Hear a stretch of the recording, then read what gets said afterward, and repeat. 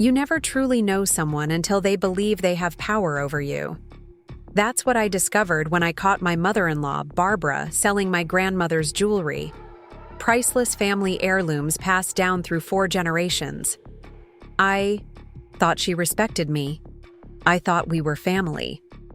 But the moment I saw those familiar gold and emerald pieces listed for sale online, I realized our relationship had been built on a foundation of sand. What happened next changed everything, not just between Barbara and me, but for my entire marriage. Before we jump back in, tell us where you're tuning in from. And if this story touches you, make sure you're subscribed, because tomorrow, I've saved something extra special for you. My name is Jessica Morgan. 6 years ago, I married the love of my life, Andrew, in a beautiful autumn ceremony in Portland. The maple leaves had just turned that perfect shade of crimson, and everything seemed to fall into place exactly as we'd planned. My grandmother couldn't attend the wedding. Her health was failing, and the trip from Chicago would have been too much. But she sent me something I'll treasure forever: her jewelry collection, pieces that had been in our family for generations. These aren't just pretty things, she'd written in her delicate, wavering handwriting. They're stories. The emerald necklace was your great-grandmother's, bought with the money from her first business. The pearl earrings saw your grandmother through the war. The ruby bracelet was what I wore when I met your grandfather. Each piece carried the weight of my family's history, triumphs, and resilience. I remember showing Andrew the collection the night after we received it. He handled each piece with reverence, understanding immediately how much they meant to me. "We'll need a safe," he said, and I loved him even more for that. Within a week, we had a small fireproof safe installed in our bedroom closet. His mother, Barbara, however, had a different reaction when I showed her the jewelry during her first visit after our honeymoon. She said, turning the emerald necklace over in her hands. "Pretty costume pieces. Are you sure they're real?" I felt my face flush. "Yes, they've been authenticated. My grandmother." "Well," she interrupted, handing the necklace back with pinched fingers as if it might contaminate her. "I suppose they have sentimental value, though modern women typically prefer more contemporary designs." That was Barbara in a nutshell. Every compliment came with a subtle jab, every gesture of goodwill followed by a reminder of her standards. Andrew always said she meant well, that her critical nature was just how she showed she cared. "She's particular," he'd explain after she'd rearranged our kitchen cabinets without asking or commented on the modest size of our first home. For 3 years, I made every effort to build a relationship with her. I invited her to Sunday dinners, asked for her opinion on home decorating choices, even took cooking classes to master her famous apple pie recipe. Nothing seemed to bridge the gap between us. Barbara remained coolly polite, her smile never quite reaching her eyes when she looked at me. The real trouble began when Andrew's father, Richard, passed away unexpectedly from a heart attack. Barbara, suddenly alone in the suburban Chicago home she'd shared with her husband for 40 years, became increasingly dependent on Andrew. The daily phone calls, the constant requests for help with household tasks, the tearful reminiscences. I understood she was grieving, but her need for Andrew's attention seemed to grow rather than diminish with time. "She's lonely," Andrew would say when I expressed concern about the 3-hour phone calls, or the way she'd show up unannounced at our door with prepared meals we hadn't asked for. She lost her partner of 4 decades. I tried to be understanding. I suggested she join grief support groups, take classes at the community center, reconnect with old friends, anything to help her build a life beyond her son. Barbara nodded along to these suggestions, but never followed through. Instead, her presence in our lives continued to expand. 4 months after Richard's passing, Andrew received a job offer that would require us to temporarily relocate to Seattle for a year-long project. It was an incredible opportunity, one that could set him up for a promotion he'd been working toward for years. I was excited about the adventure, already researching Seattle neighborhoods and planning weekend trips to explore the Pacific Northwest. Barbara's reaction was immediate and fierce. "You're leaving me? Now? When I'm still grieving your father?" She'd cried over dinner at our house, dabbing at eyes that remained suspiciously dry. "I don't know how I'll manage the house alone. The yard work, the repairs Richard always handled." Andrew looked stricken. I could see the conflict in his eyes, the pull between his future and his past. I reached for his hand under the table, a silent reminder of the plans we'd made together. "Mom," he said gently, "it's just for a year. We'll visit often and you can come stay with us once we're settled." "But who will help me here?" she persisted. "At my age, living alone isn't easy." The solution, when Barbara proposed it, seemed reasonable enough on the surface. She would house sit for us while we were away. She'd take care of our home, water the plants, forward important mail, and have a change of scenery that might help her grieving process. Andrew thought it was perfect. His mother would have purpose, our house would be looked after, and Barbara would have a connection to us even while we were gone. I was less certain. "Are you sure it's a good idea?" I asked him later that night. She's never lived in Portland before, and she can be a bit particular about how things should be done. "She'll be fine," Andrew assured me. "And it's just for a year. It'll give her something to focus on besides her grief." I should have trusted my instincts. I should have pushed harder against the arrangement. But I wanted to be supportive of both Andrew and Barbara during a difficult time. So I agreed, and we began preparing for our move.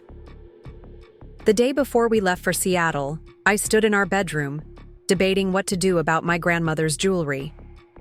The logical choice was to take it with us, but the thought of traveling across the country with irreplaceable heirlooms made me anxious. After careful consideration, I decided to leave the collection in the safe. I made a detailed inventory, photographing each piece and noting its history and significance. Then I secured the safe, tucking the key into a hidden pocket of my jewelry box, one of the few personal items I'd be taking with me to Seattle. "Barbara doesn't need to know about the safe," I told Andrew as we packed the car. "These pieces are too important to risk anything happening to them." Andrew frowned slightly. "Don't you trust my mother?" It was a loaded question, one I didn't fully answer.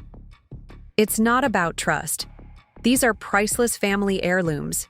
The fewer people who know about them, the better." He seemed to accept this, and we finished loading the car in companionable silence. The next morning, we handed Barbara the keys to our home, gave her a detailed list of instructions, most of which she waved away with, "I've managed a household for 40 years. I think I can handle watering your ficus," and began our journey to Seattle. The first few months went smoothly enough. Barbara called Andrew every few days with updates about the house, neighborhood gossip, and thinly veiled comments about my housekeeping standards. "I've finally got the kitchen organized properly," she'd say. Or, "Those windows hadn't been properly cleaned in months, but they're sparkling now." I bit my tongue, reminding myself it was temporary. Andrew and I were settling into Seattle, enjoying the excitement of a new city and the challenges of his project. We visited Portland twice during those early months, and while I noticed small changes to our home, rearranged furniture, new curtains, my cookbooks relegated to a box in the garage because they were cluttering up the counters, nothing seemed too alarming. Until the morning I received a notification from my jewelry insurance company. "Just confirming the update to your policy," the email read. "Per your request, we've removed the following items." My heart stopped as I read the list. The emerald necklace, the pearl earrings, the ruby bracelet. 5 pieces in total, all from my grandmother's collection, all supposedly removed from my insurance policy at my request. I called the insurance company immediately, my hands shaking as I navigated their automated system. "I never requested any changes to my policy," I told the representative who finally answered. "Those items are insured heirlooms, family pieces. I see, the representative said, concern evident in her voice. Let me pull up the request. Yes, it came through our online portal 3 weeks ago. The user logged in with your credentials. My mind raced. My login credentials. Who could have? And then I knew. Barbara. Somehow she'd found the safe, found the key, accessed my jewelry. But why remove the insurance? A sickening thought formed. I thanked the representative, asked her to freeze any changes to my policy, and ended the call. With trembling fingers, I opened my laptop and navigated to a popular online marketplace for vintage and antique jewelry. I typed in emerald, necklace, and filtered for recent listings in the Portland area. And there it was, my grandmother's necklace. The distinctive setting, the small chip on the largest stone that my grandmother had always refused to repair because it reminded her of life's beautiful imperfections. It was unmistakable, listed by a seller named Vintage Gems 503 for $12,000. My vision blurred with tears as I searched for the other pieces, the pearl earrings, the ruby bracelet, all there, all being sold by the same account. All pieces of my history being parceled out to strangers. I called Andrew immediately. When he didn't answer, I texted, "Emergency, call me now."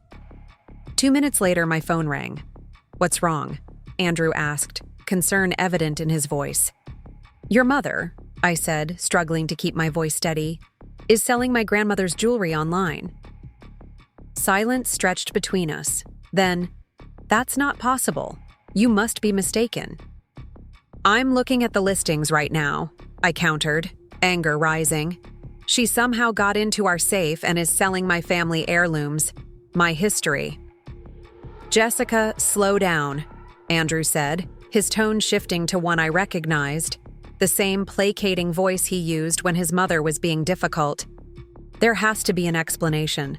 Mom wouldn't do something like that." "Then how do you explain these listings? With photos taken in our house? With my jewelry?" Another pause. "Let me call her. There must be a misunderstanding."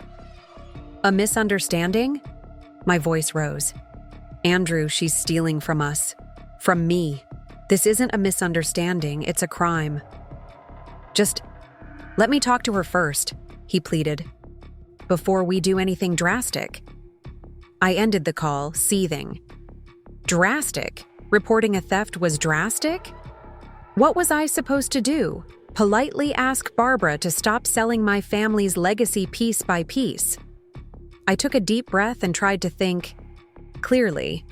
The jewelry was being sold online, which meant there would be records of the transactions. If Barbara had already sold any pieces, I could potentially track them down. But I needed to act quickly. First, I took screenshots of all the listings, documenting everything. Then I called the police department in Portland and explained the situation. The officer I spoke with was sympathetic, but explained that since I had willingly left the items in the house where Barbara was staying, it might be considered a civil rather than criminal matter. "But she broke into a safe," I argued. "She's selling items that don't belong to her." "Did she have permission?" "To be in your home?" the officer asked. "Yes, but... And can you prove the items belong to you?" Preparing and narrating this story took us a lot of time, so if you are enjoying it, subscribe to our channel. It means a lot to us. Now back to the story. I thought of the inventory I'd created, the insurance policy, the photographs. Yes. Have any been sold yet? I checked the listings again. 2 showed as sale pending, the emerald necklace and a diamond brooch. It looks like she's in the process of selling them now. "Okay," the officer said, his tone shifting. "That changes things. When property is being actively transferred, we can intervene. I'll send an officer to the address." Relief washed over me. "Thank you. I can provide proof of ownership." "Email everything you have to this address," he said, providing a department email. "And is there someone at the residence now?" My mother-in-law, I confirmed. Barbara. Morgan. After ending the call, I forwarded all my documentation to the police and then booked the next flight to Portland. As I packed a small overnight bag, my phone rang again. Andrew.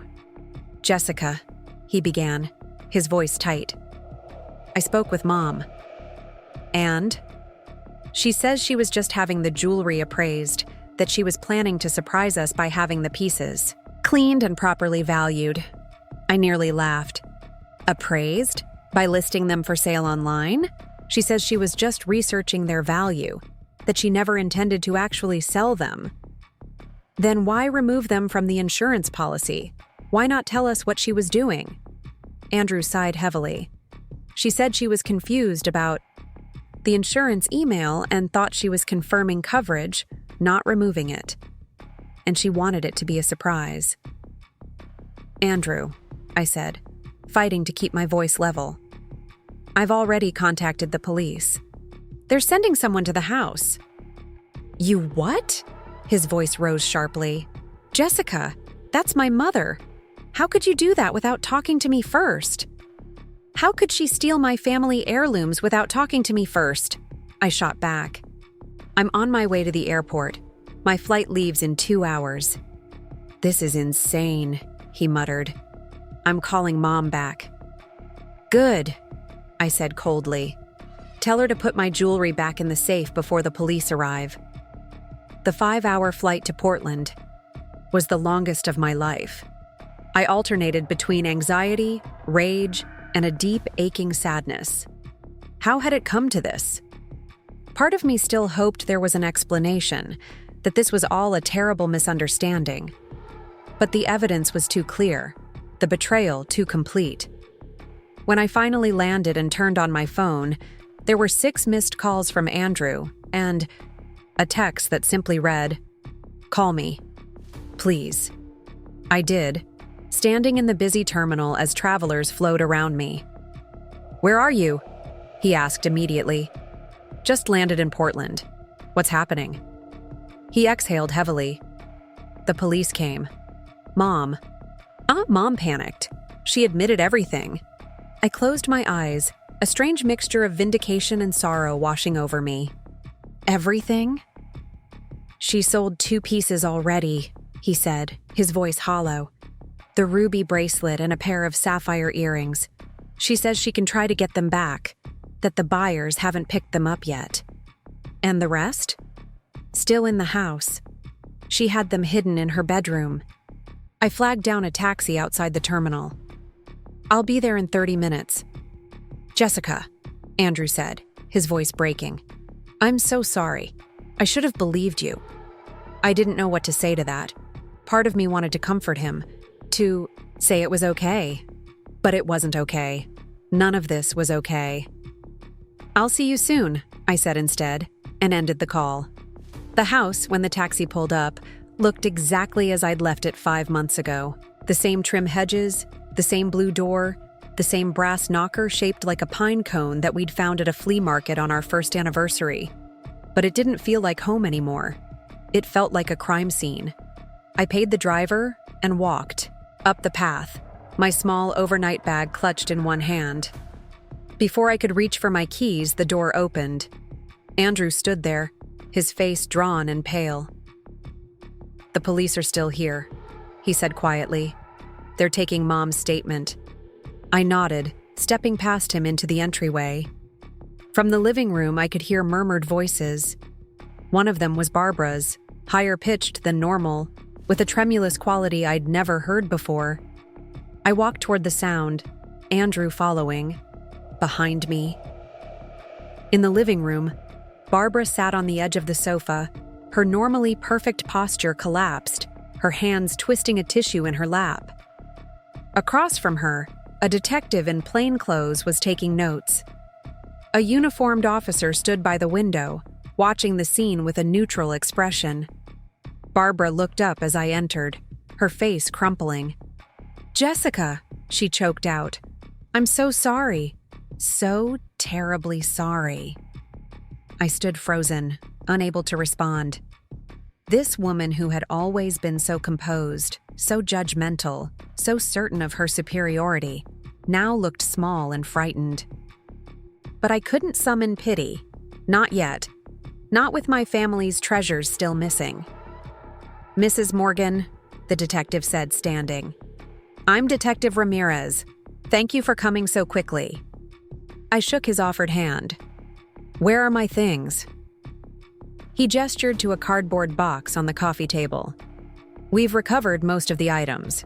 Mrs. Morgan has provided information on the pieces that were sold, and we're working on retrieving those, as well." I moved to the box, my heart in my throat. There, nestled in crumpled tissue paper, was the emerald necklace, the pearl earrings, the diamond brooch, 3 pieces returned, 2 still missing. I touched the emerald pendant gently, relief flooding through me. "Jessica," Barbara said again, her voice pleading. "I never meant. I just needed." "What?" I turned to her, my voice sharp. "What did you need so badly that you'd steal from your son's wife?" "From his family." She flinched as if I'd slapped her. "Money," she whispered. "The house. After Richard died, I found out he'd taken out a second mortgage. There were medical bills, credit card debt, things he never told me about. I was going to lose the house." "So you decided to steal from me instead of asking for help?" I demanded.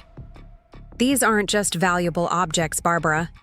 They're my history, my family's legacy." "I know," she mumbled, staring at her hands. "I know that now. I convinced myself I was just borrowing them, that I'd replace them somehow before you came back." Detective Ramirez cleared his throat. "Mrs. Morgan has admitted to removing the items from your safe with the intention of selling them. She's provided contact information for the buyers of the 2 pieces that were sold, and we're in the process of recovering those items." "Am I pressing charges?" I asked, looking directly at Barbara. She raised her eyes to mine, tears spilling down her cheeks. "Please," she whispered, "please don't. I'll do anything to make this right." Detective Ramirez watched me carefully. "That's your decision, Mrs. Morgan. Given the value of the items and the manner in which they were taken, this could be charged as grand theft. However, since the suspect is a family member who had permission to be in the home, there are other options. Restitution, for example." I looked at Andrew, who stood silently by the doorway, his face a mask of conflict and pain. This was his mother. The woman who had raised him, loved him, shaped him into the man I'd fallen in love with. But she had also betrayed us both in a fundamental way. "I need time to think," I said finally. The detective nodded. "We'll continue our investigation and recover the remaining items. You can let us know your decision about pressing charges within the next few days." After the police left, the 3 of us sat in crushing silence. Barbara continued to cry quietly. Andrew looked shell-shocked, and I felt numb, clutching the box of recovered jewelry like a lifeline. "I should have told you both about the financial troubles," Barbara finally said, her voice barely audible. "I was ashamed. Richard had always handled our money. I didn't know how bad things were until after he was gone." "We would have helped. You?" Andrew said, his voice hollow. "You know that, Mom. You didn't have to do this." "I know," she whispered. I couldn't bear to ask. To admit I didn't know what was happening in my own marriage.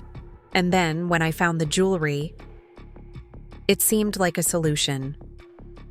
"How did you find the safe?" I asked, the question that had been burning in my mind.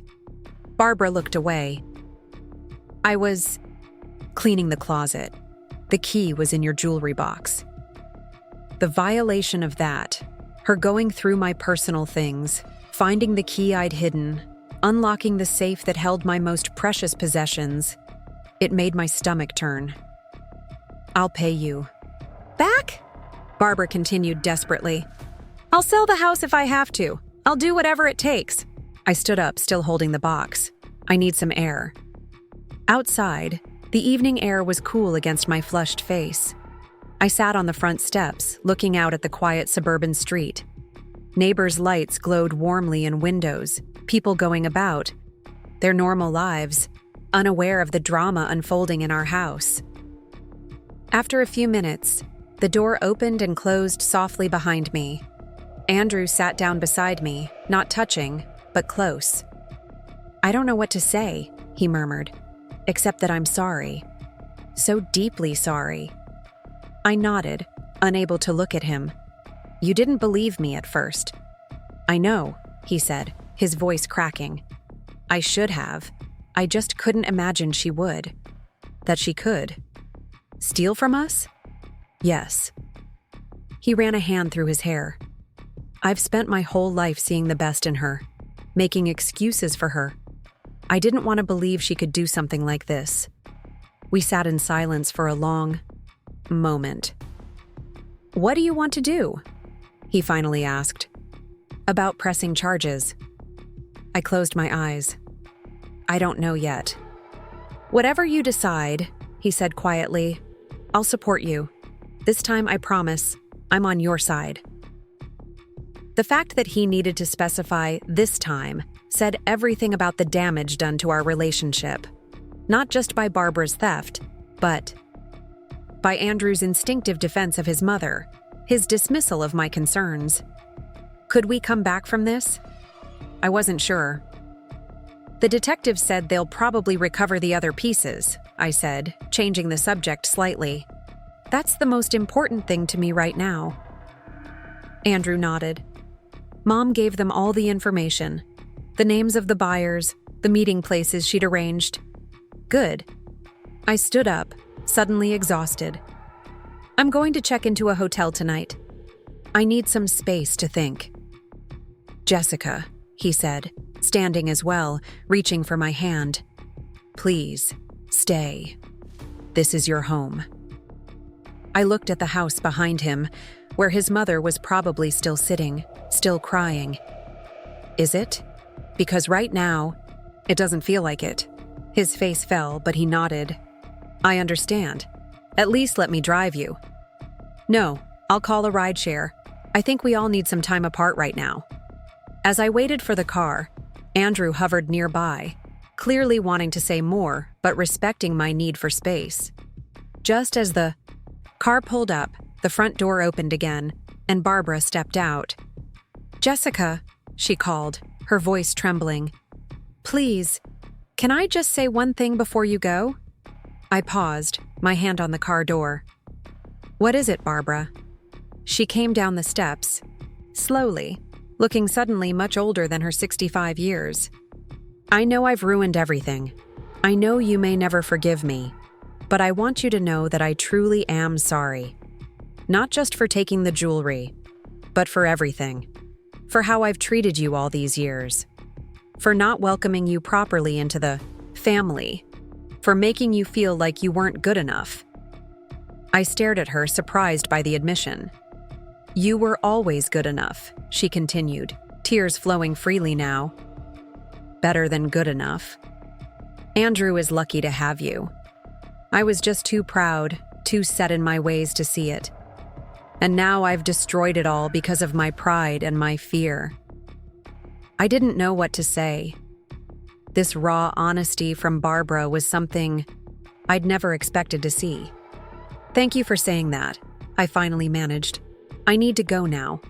As the car pulled away, I looked back to see them standing side by side in the dim porch light. Andrew tall and slumped, Barbara small and defeated. They looked like strangers, and in some ways, they were. The people I thought I knew had been replaced by these new versions. A mother-in-law capable of theft and remorse, a husband capable of doubt and support. And me? I wasn't the same either. The trusting, accommodating Jessica who had left for Seattle 5 months ago was gone. In her place was someone stronger, someone who had learned the hard way that sometimes you have to fight for what matters, whether it's family heirlooms or self-respect. The hotel room was quiet and impersonal, but it gave me the space I needed to think. I carefully placed the box of recovered jewelry on the dresser, then sat cross-legged on the bed, considering my options. I could press charges against Barbara. The evidence was overwhelming, her confession complete. She would likely face prosecution for grand theft. Her reputation would be ruined. She might even serve time, though as a first-time offender in her 60s, that seemed unlikely. Or I could choose not to press charges. Let the police recover the remaining jewelry, accept Barbara's apology and promises of restitution, and try to move forward. Both choices came with consequences. Both would shape not just my relationship with Barbara, but my marriage to Andrew as well. I thought about my grandmother, what she would do in this situation. She had always been a woman of fierce principles but tremendous compassion. Sometimes, she once told me, the bravest thing you can do is forgive, not because the other person deserves it, but because you deserve peace. Did I want peace? Or did I want justice? By morning, I had my answer. I slept fitfully in the hotel room, waking every hour to check my phone for updates from Detective Ramirez about the missing pieces of jewelry. By morning, my inbox remained empty, but a text from Andrew lit up my screen. "Can we talk, please? I'll meet you anywhere." I stared at the message for a long time, conflicted emotions churning inside me.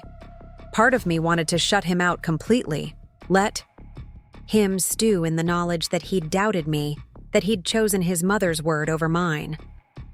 But another part, the part that still remembered why I'd fallen in love with him, urged me to at least hear what he had to say.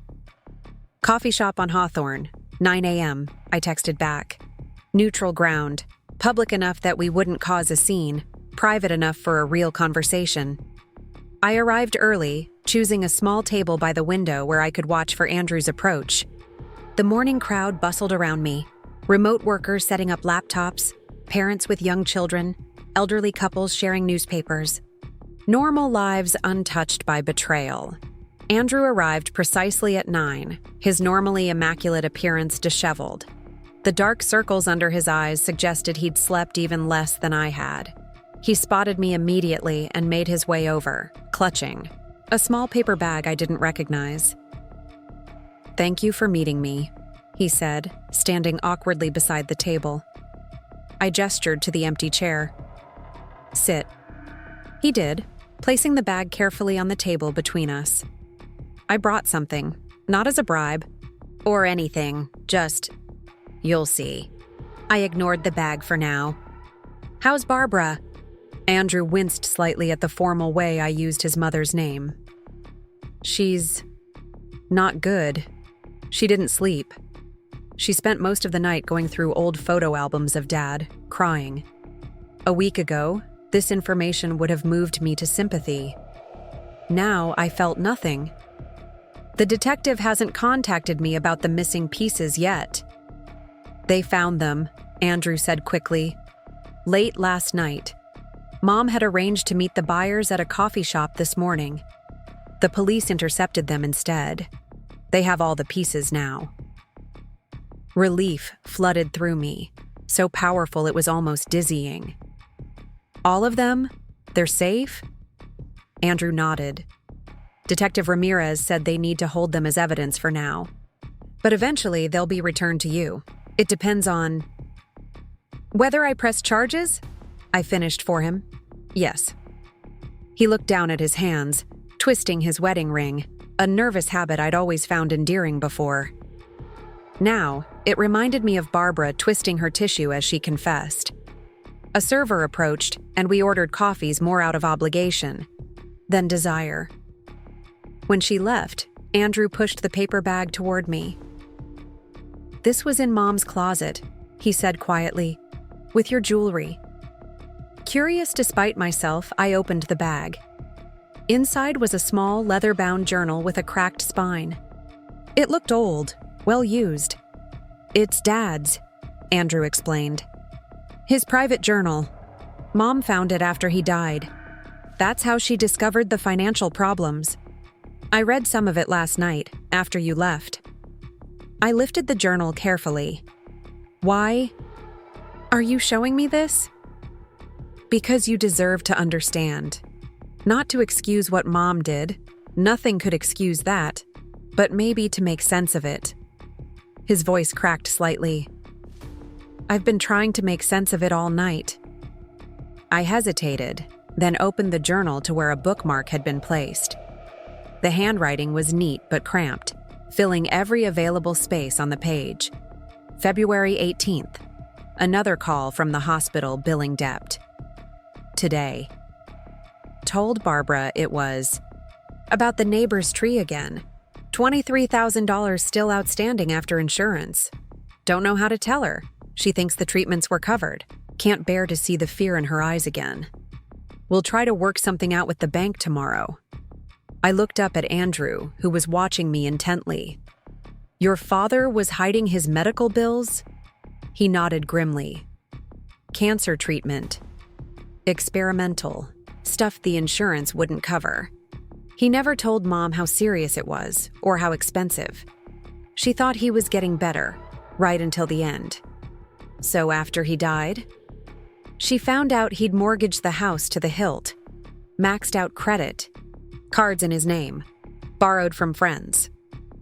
Andrew ran a hand through his hair.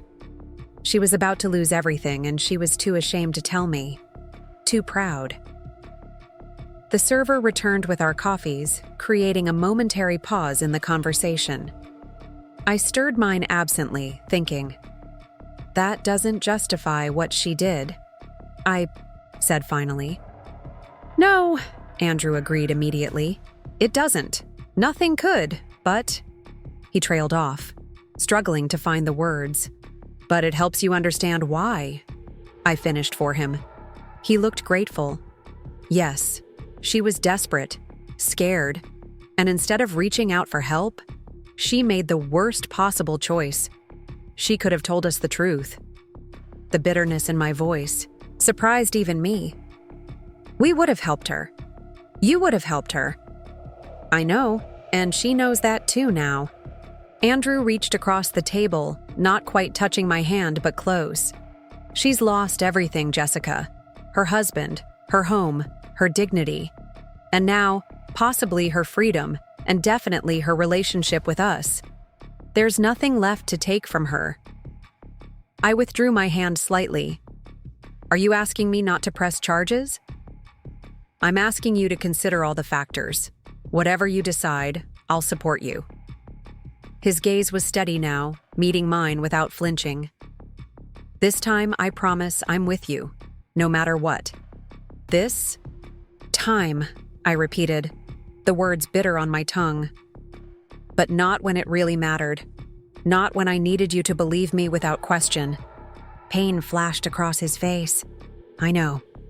And I will spend the rest of my life trying to make that up to you if you'll let me.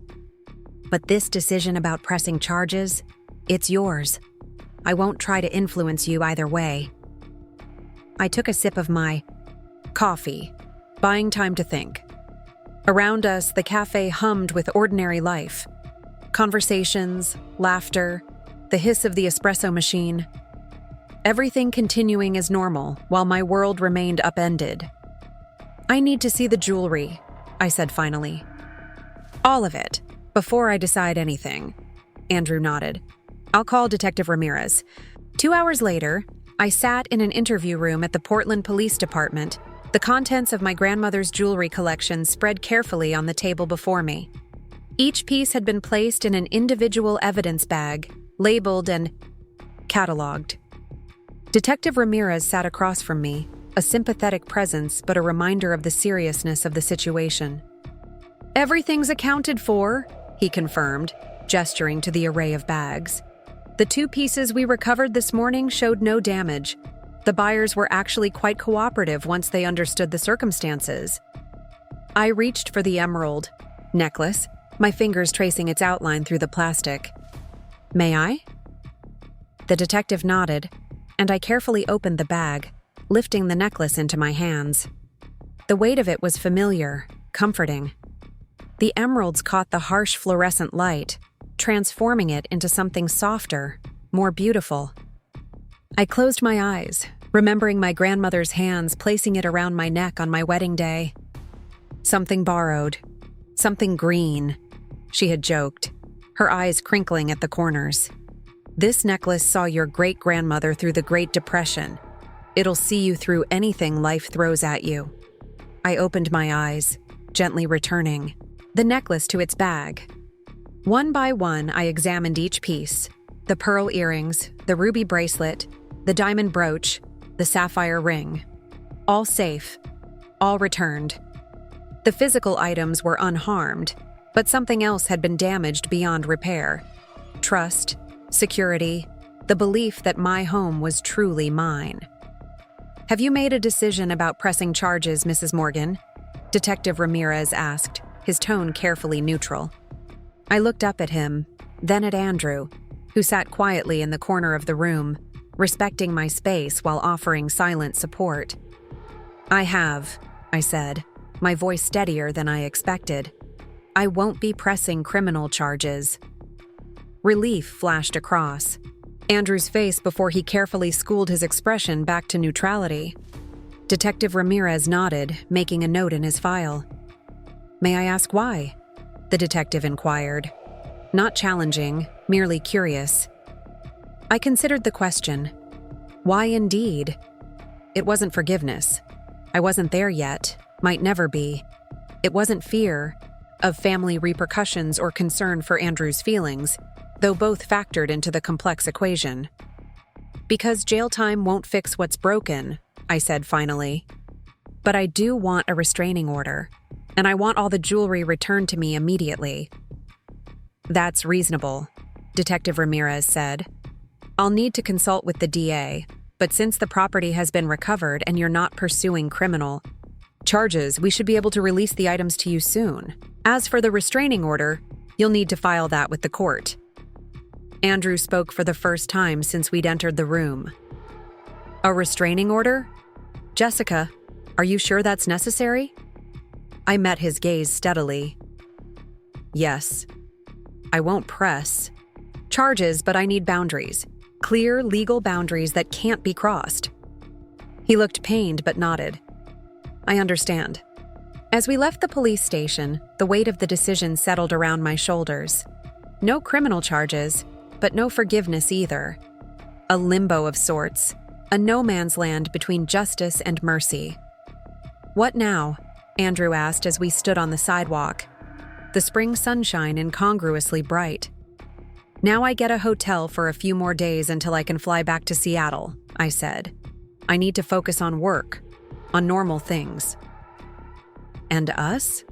he asked quietly. "What about us?" I looked at him, really looked. At him, the man I'd married, the man I'd built a life with, the man who had doubted me when I needed him most. Could we come back from this? I didn't know. "I don't know yet," I admitted. "I need time, space." "I'll give you whatever you need," he promised. "But please, don't give up on us. Not yet." I didn't answer. Couldn't make promises I wasn't sure I could keep. Instead, I said, "I'll call you when I'm ready to talk." He accepted this with a nod, though pain lingered in his eyes. "I'll have your jewelry delivered to your hotel as soon as the police release it." "Thank you." The words felt inadequate, formal, like something you'd say to a stranger, which was, in some ways, what Andrew had become. We parted there on the sidewalk, neither of us quite knowing how to say goodbye. No hug, no kiss, not even a handshake. Just a lingering look and a turn away. Back at my hotel, I sat on the edge of the bed, emotionally drained. My phone buzzed with a text from Detective Ramirez. The jewelry would be released tomorrow. 1. Small certainty in a sea of uncertainty. Another text followed, this one from Barbara. My finger hovered over the delete button, but curiosity won out. "I understand you won't press charges. Thank you for that mercy. I don't deserve it. I've spoken to a therapist and I'm starting grief counseling tomorrow. I've also listed the house for sale. Whatever you decide about our future relationship, Please know that I am truly sorry and will spend the rest of my life trying to make amends. Barbara. I set the phone down without replying. Her journey toward redemption was her own. My journey was something else entirely. Figuring out what remained of my marriage, of my trust, of the life I thought I had. The next day, a courier delivered a small, heavy package to my hotel, my grandmother's jewelry, each piece carefully wrapped in soft cloth. I spent hours reacquainting myself with each item, remembering the stories attached to them, the history they carried.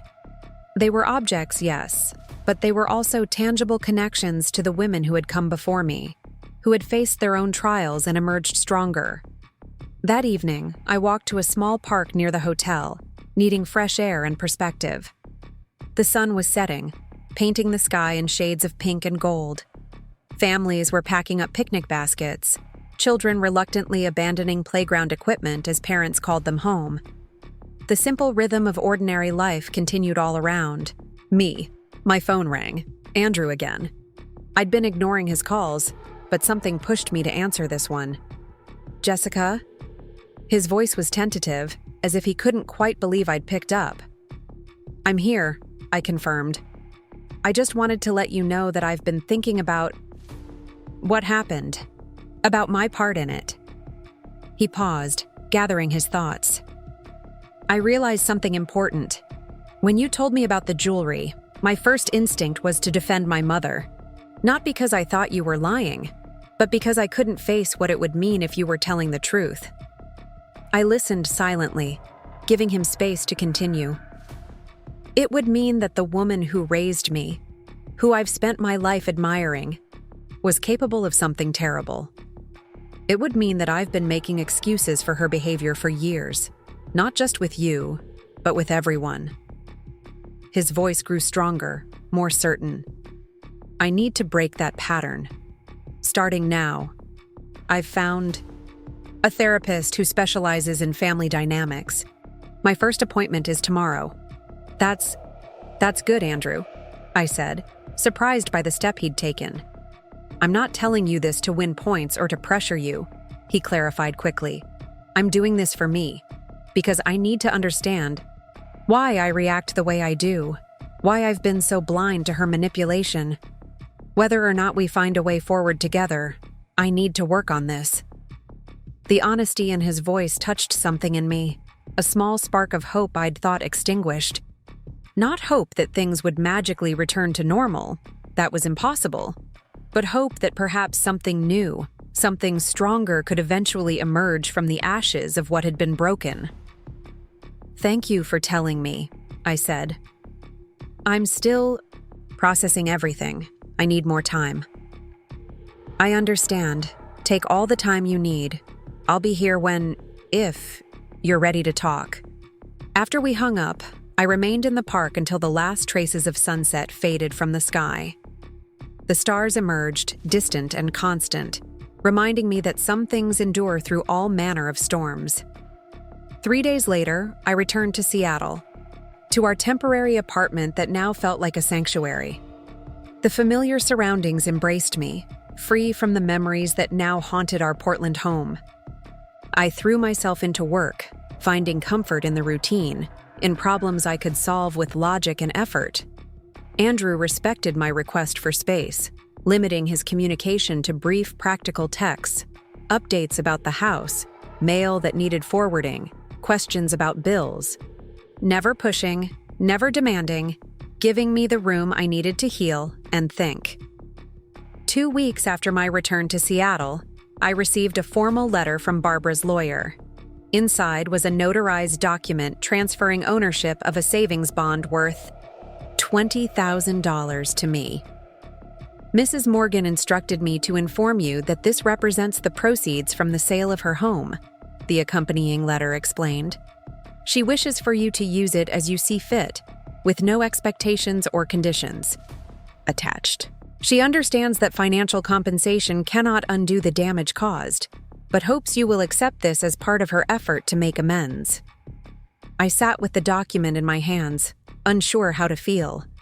The amount was substantial, far more than the monetary value of the jewelry she'd attempted to sell. But money had never been the point. You couldn't put a price on trust, on family history, on security in your own home. Still, the gesture represented a tangible sacrifice on Barbara's part. Selling her home, the place filled with memories of her life with Richard, couldn't have been easy. It showed a commitment to making amends that went beyond words. I called Andrew that evening, the first time I'd initiated contact since returning to Seattle. "Barbara sold her house," I said when he answered, skipping any preamble. "I know," he replied. "She's moving into a small apartment next week. She didn't want me to help with the down payment, insisted on doing it herself. She sent me a savings bond for $20,000. A pause. "What are you going to do with it?" "I don't know yet," I admitted. "Part of me wants to return it. Money doesn't fix this." "No," he agreed, "it doesn't. But it's a concrete step, a sacrifice on her part." We were silent for a moment, the phone line humming between us. "How are you?" he asked finally, his voice soft with genuine concern. I considered the question, wanting to be honest. "I'm better. Not okay yet, but better. Work helps. Distance helps." "And your therapy?" he asked, surprising me. I hadn't told him I'd started seeing someone. "How did you know?" "I didn't for sure," he admitted. "But I hoped you were. We both need help processing this." "It's helping," I said, slowly. Another silence, more comfortable this time. "Jessica," he began hesitantly, "I've been thinking about our lease in Seattle. It's up in 3 months. We need to decide. Whether to renew it, whether to return to Portland, whether there was still a we to make these decisions." The unspoken questions hung between us. "I don't want to go back to that house," I said finally. "Too many memories now." "I thought you might feel that way," he replied. "I've been looking at listings in both cities. No commitments, just options." The fact that he wasn't assuming, wasn't pressuring, meant more than he could know. The old Andrew might have made decisions, presented them as fait accompli, expected me to adapt. This Andrew was giving me space, respecting my agency. "Send me the listings," I said. "I'd like to see what you've found." "I will." The relief in his voice was palpable. "And Jessica? Thank you for talking to me, for not giving up entirely." I hadn't committed to anything, hadn't promised reconciliation, but I hadn't closed the door either. It was a small step, barely. A beginning. But it was something. After we hung up, I took out my grandmother's emerald necklace, holding it up to the light. The stones gleamed, carrying their history proudly. My great-grandmother had worn this during the Depression, had held onto it through financial hardship far worse than what Barbara had faced. She hadn't compromised her integrity, hadn't betrayed family trust, but she had survived, had built something new from the ashes of economic collapse, had passed down not just jewelry but resilience, the ability to face adversity and continue. Perhaps that was the real legacy here, not the physical objects themselves, but the strength they represented. The capacity to endure, to rebuild, to find a way forward even when the path seemed impossible to discern. I fastened the necklace around my throat, the weight of it familiar and grounding. Whatever came next, whether reconciliation with Andrew or a new life on my own, I would face it with the same strength that had carried my family through generations of challenges. The next morning, I woke to an email from Andrew containing several real estate listings. Apartments in Seattle, small houses in Portland neighborhoods we'd never explored, even a cottage on the Oregon coast. Each one represented a possible future, a potential new beginning. I studied them carefully, allowing myself to imagine different versions of what my life might become. The Seattle apartment, sleek and modern, where I could build an independent life focused on my career. The Portland house in a quieter neighborhood, where Andrew and I might cautiously rebuild our marriage away from the shadows of the past. The coastal cottage, a complete departure, where the constant sound of waves might wash away the lingering pain of betrayal. None felt exactly right, but the act of considering possibilities was therapeutic in itself. For weeks, I'd been reacting, responding to a crisis not of my making. Now I was looking forward, making choices, reclaiming agency. I sent Andrew a brief response. "Thanks for these. Still thinking. The coastal one is interesting." His reply came quickly. "I thought you might like that one. No pressure, just options." Later that day, my therapist, Dr. Chen, helped me process these tentative steps toward whatever came next. "You're allowing yourself to consider a future," she observed. "That's significant progress from where you were 2 weeks ago."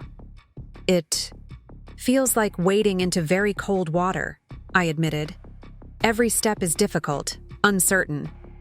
"That's a good metaphor," she nodded.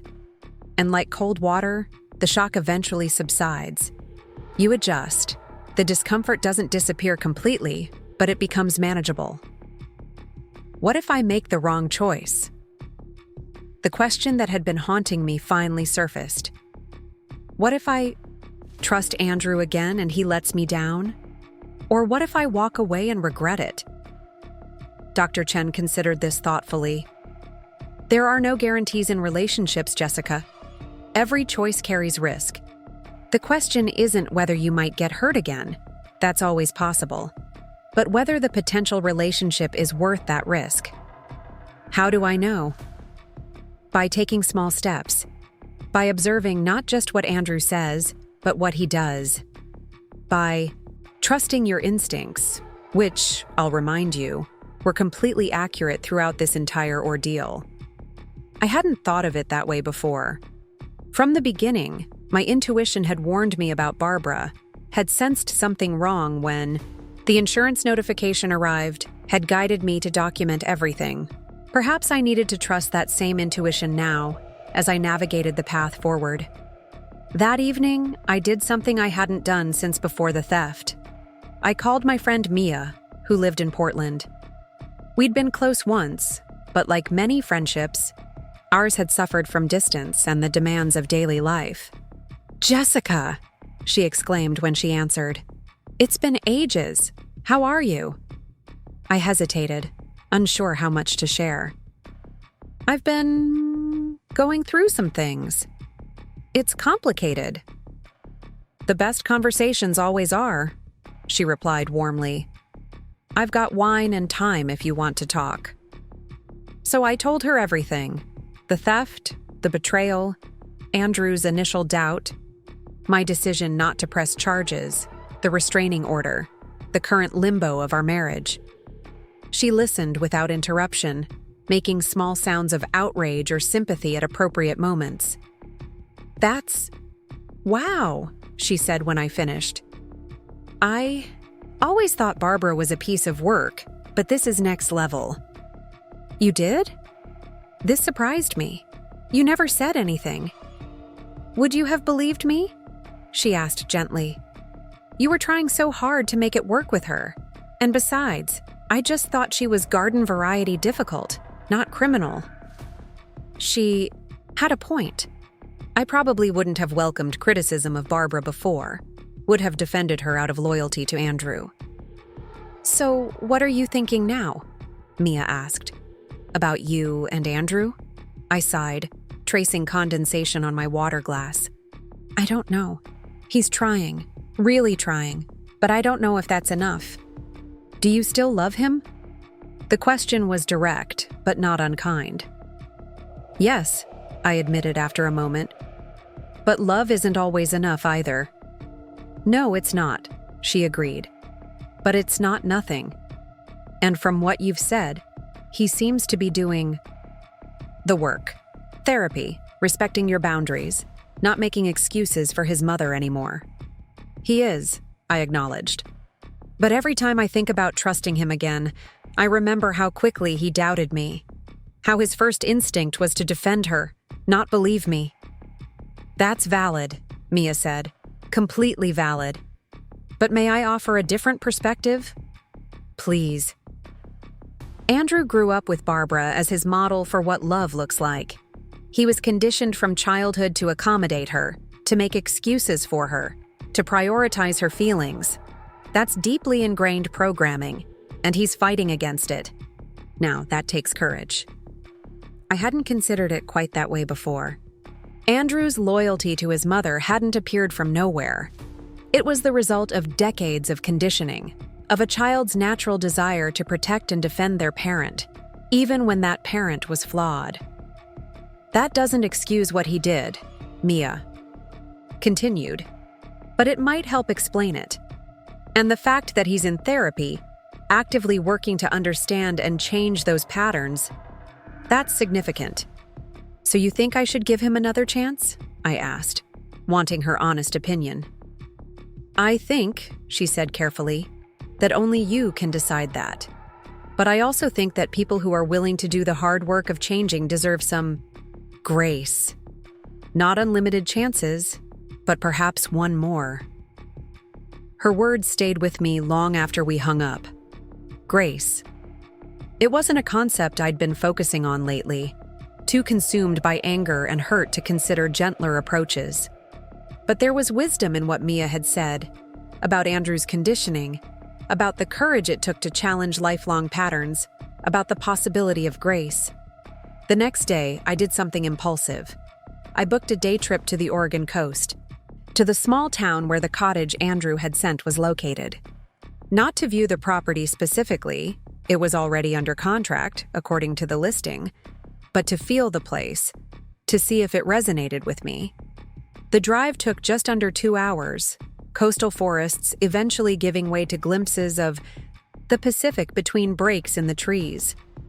The town itself was small but vibrant, a mix of weathered local businesses and newer developments catering to tourists.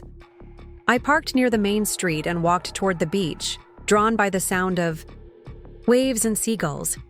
The May weather was typically Pacific Northwestern, overcast but not raining, with occasional breaks of sunlight illuminating the water. I removed my shoes once I reached the sand, letting the cool grains press against my soles as I walked along. The shoreline.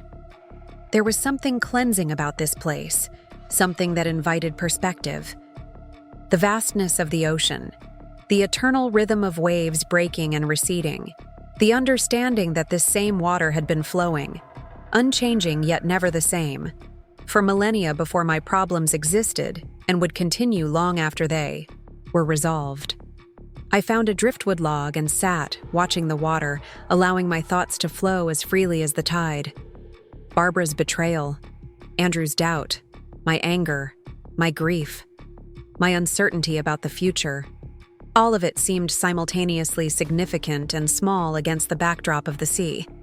A particularly bold seagull landed nearby, eyeing me with hopeful interest. I smiled, shaking my head to indicate I had no food to share. It strutted closer, anyway, unperturbed by my lack of offerings. Sorry, I told it.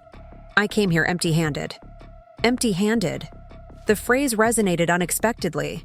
I had come to this beach empty-handed but also unburdened. For the first time in weeks, I felt a sense of possibility rather than loss.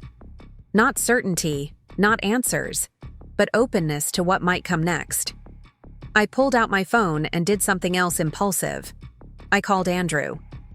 "I'm at the coast," I said when he answered, surprise evident in his voice. "Near that cottage you sent." "You are?" He sounded bemused. "What do you think?" "About the cottage specifically, I can't say. It's already under contract. But the town, I like it here. It feels... like what?" He prompted gently, when I trailed off. "Like a place where you could start fresh," I said finally, "where the past doesn't have to define you." The line went quiet for a moment. When Andrew spoke again, his voice was careful, measured. "I'd like that, a fresh start, if you're open to it." "I'm not making any promises," I cautioned, "but I'm considering possibilities." "That's all I ask," he said, and I could hear the hope in his voice, carefully contained but present. "Would you like company? I could drive down." I considered the offer. Part of me wanted to protect this moment, this space I'd created for myself. But another part recognized that moving forward, whatever that looked like, would require brave steps from both of us. Yes, I decided. I would. But let's meet as equals, Andrew. No assumptions. No pressure, just two people figuring out if there's a path forward. Equals, he agreed immediately. Always. I can be there in about 2 hours. After we hung up, I remained on the beach, watching the tide begin its slow retreat. The decision I'd just made wasn't a resolution or a promise of happily ever after. It was merely an opening, a willingness to explore whether reconciliation was possible. I thought about Barbara, about the restraining order I'd filed, about the money she'd sent.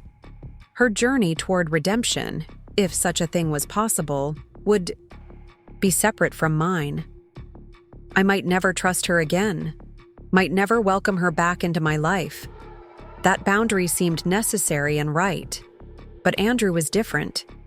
He hadn't betrayed me out of greed or desperation. He'd failed me out of a lifetime of conditioning, of patterns so deeply ingrained they were almost instinctive.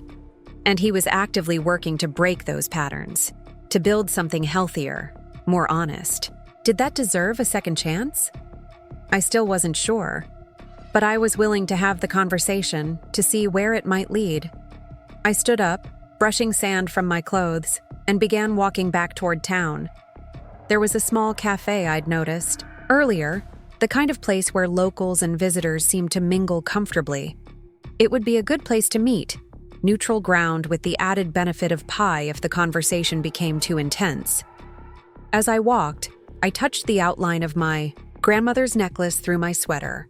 I'd taken to wearing it daily, a tangible reminder of resilience, of the women whose blood ran in my veins, whose strength I could draw upon. Something borrowed, something green, my grandmother had said. This necklace saw your great-grandmother through the Great Depression. It'll see you through anything life throws at you. She had been right, though not in the way either of us could have anticipated. The necklace itself hadn't protected me. No object could do that. But the legacy it represented, the resilience it symbolized, had helped me find my way through the darkness. Whatever happened next, reconciliation with Andrew or a new path on my own, I would face it with that same resilience.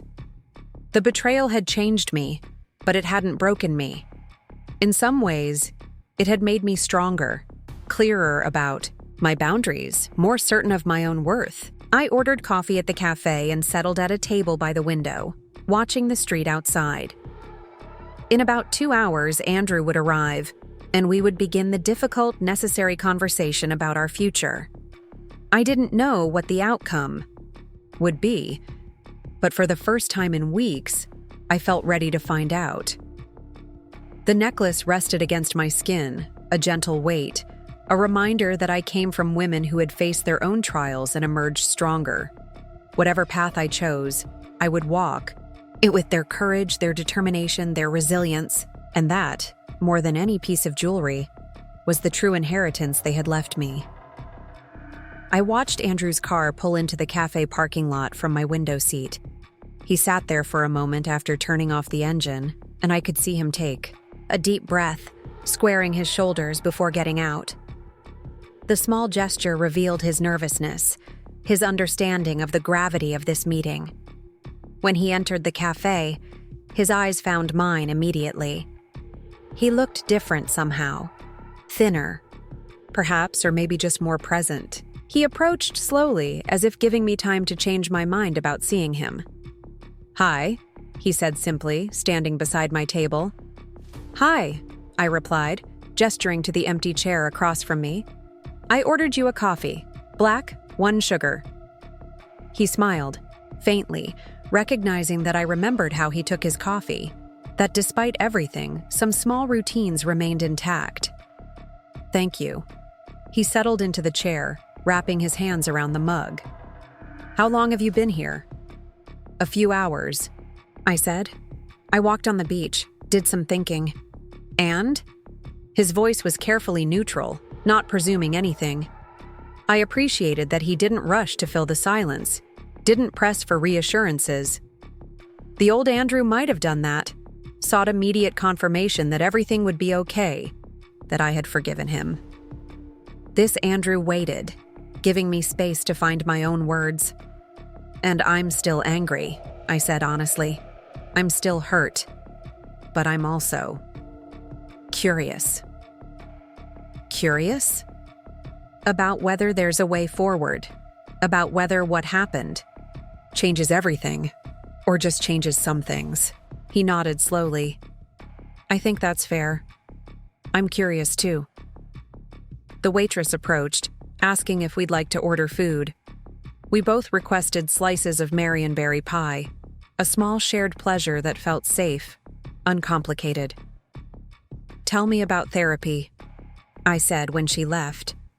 How is it going? Andrew didn't seem surprised by the directness of the question.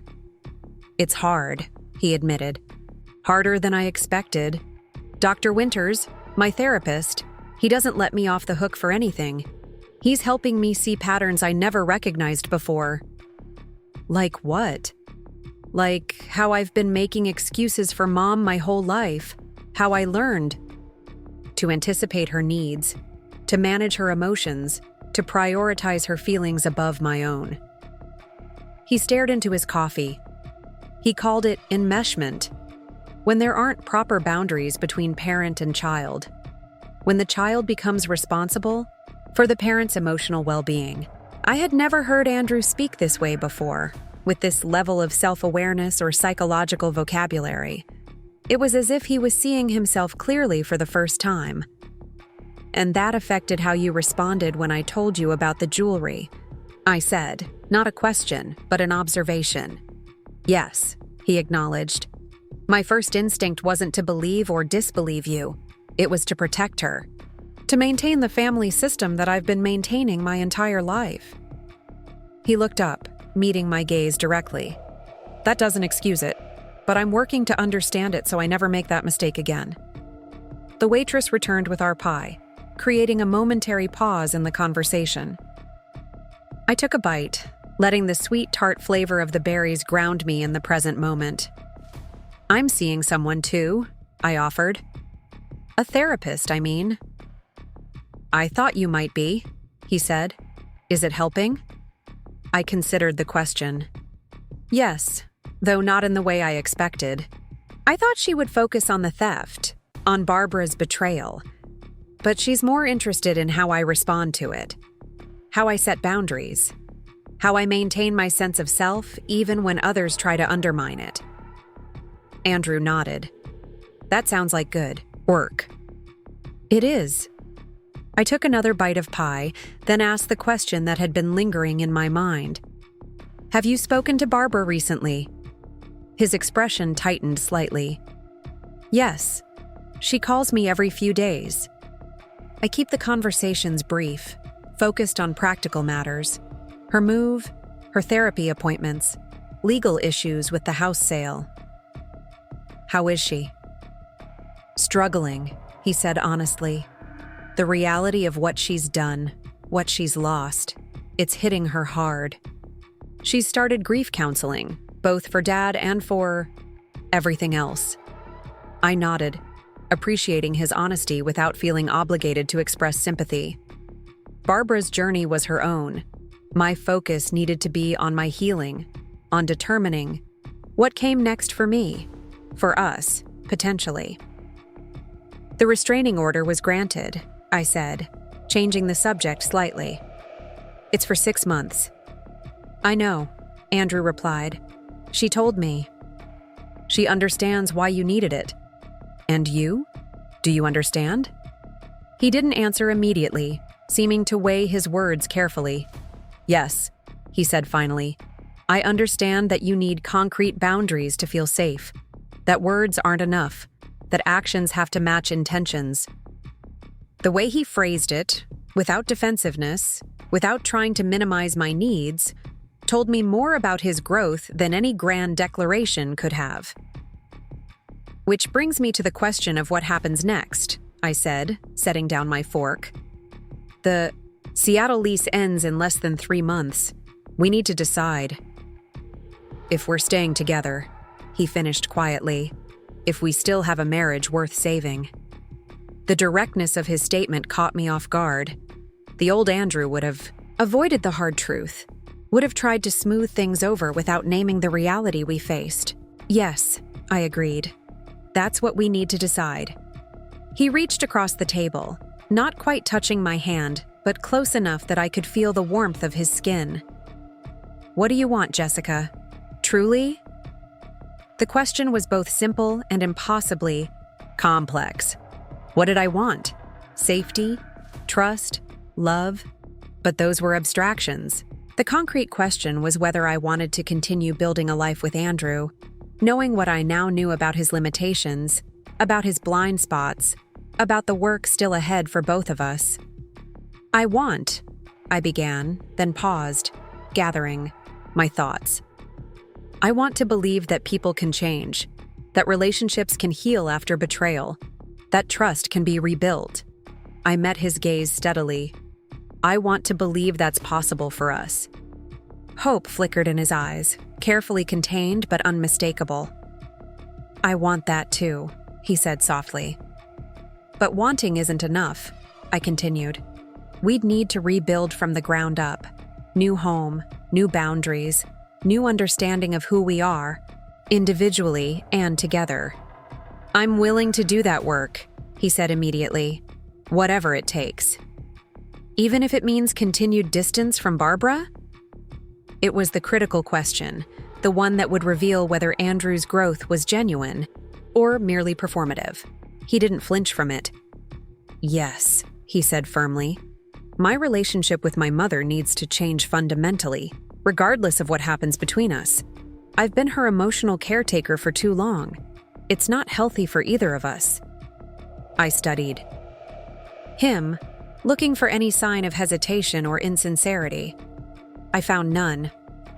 This was a different Andrew from the one who had defended Barbara reflexively, who had privileged her feelings above mine, who had been unable to see her manipulation clearly.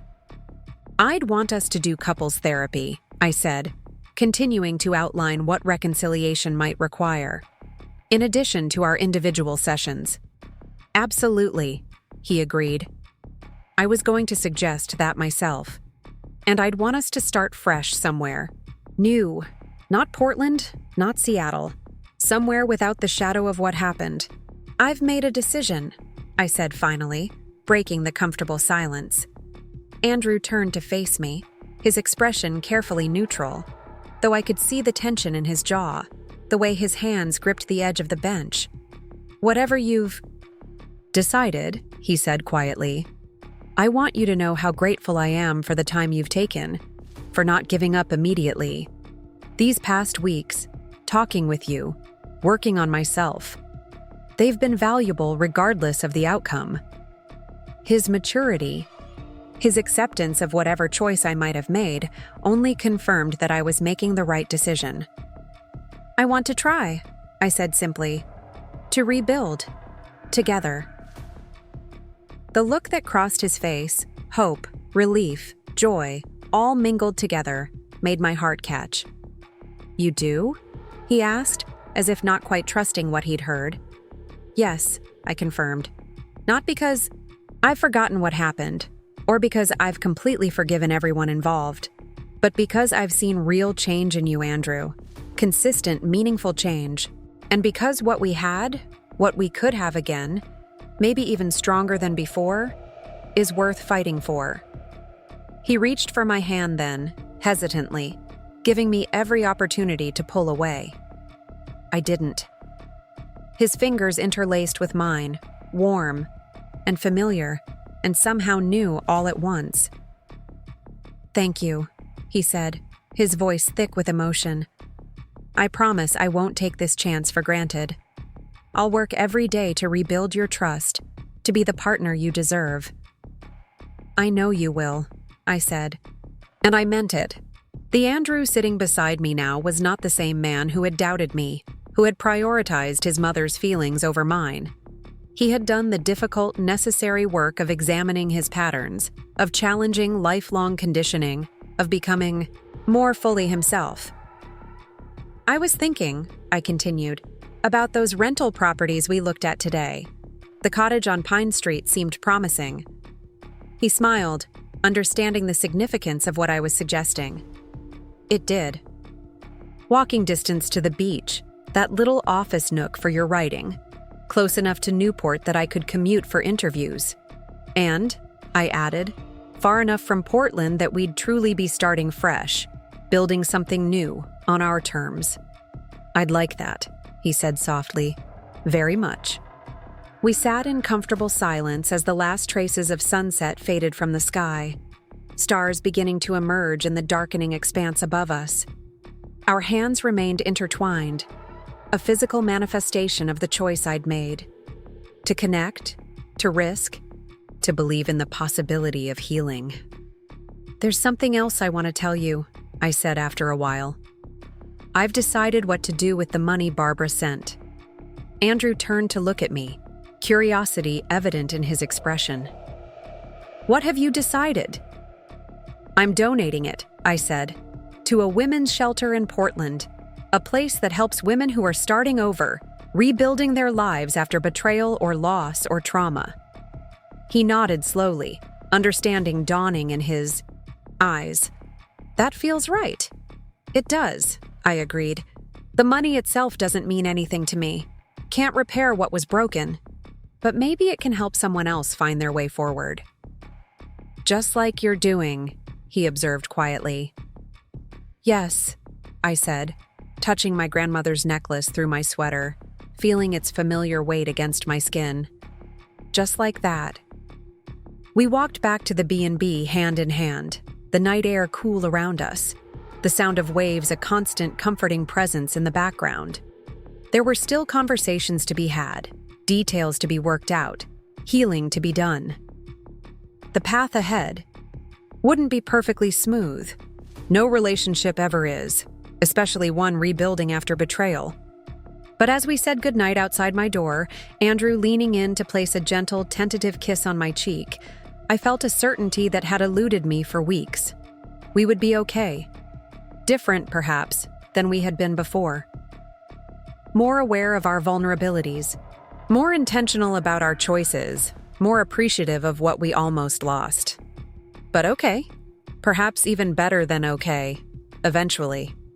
The next morning, over breakfast in the B&B's sunny dining room, we began making concrete plans. Andrew would give notice at his Seattle job and start applying for positions in Newport. I would speak with my boss about remote work options, with occasional trips to the Seattle office. We would sign a 6-month lease on the Pine Street cottage, giving ourselves time to be sure about the location before making a more permanent commitment. What about Barbara? Andrew asked as we finished our coffee, broaching the topic we had largely avoided the previous day. The restraining order expires in a few months. I considered the question carefully. Barbara's betrayal had been profound, her actions calculated and sustained over time. The damage she had done to our relationship, to my sense of security, couldn't be undone with money or apologies. And yet, I found myself no longer consumed by anger when I thought of her. The white-hot rage had cooled, leaving behind a cautious neutrality. Not forgiveness, exactly, but a stepping back from the intensity of emotion that had once threatened to overwhelm me. I don't know yet, I said honestly. I'm not ready to have her in my life again. I may never be. But I don't need to decide that today. Andrew nodded, accepting this without question. Whatever you decide, whenever you decide it, I'll support you completely. I know you will, I said, and I meant it. As we checked out of the B&B and prepared to return to our separate lives, temporarily, just for a few more weeks, I felt a sense of rightness settle over me. The decision hadn't been easy. The path forward wasn't perfectly clear, but it was my choice.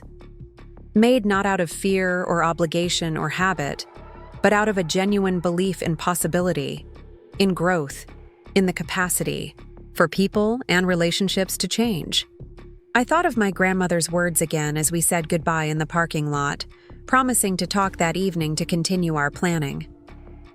This necklace saw your great-grandmother through the Great Depression. It'll see you through anything life throws at you.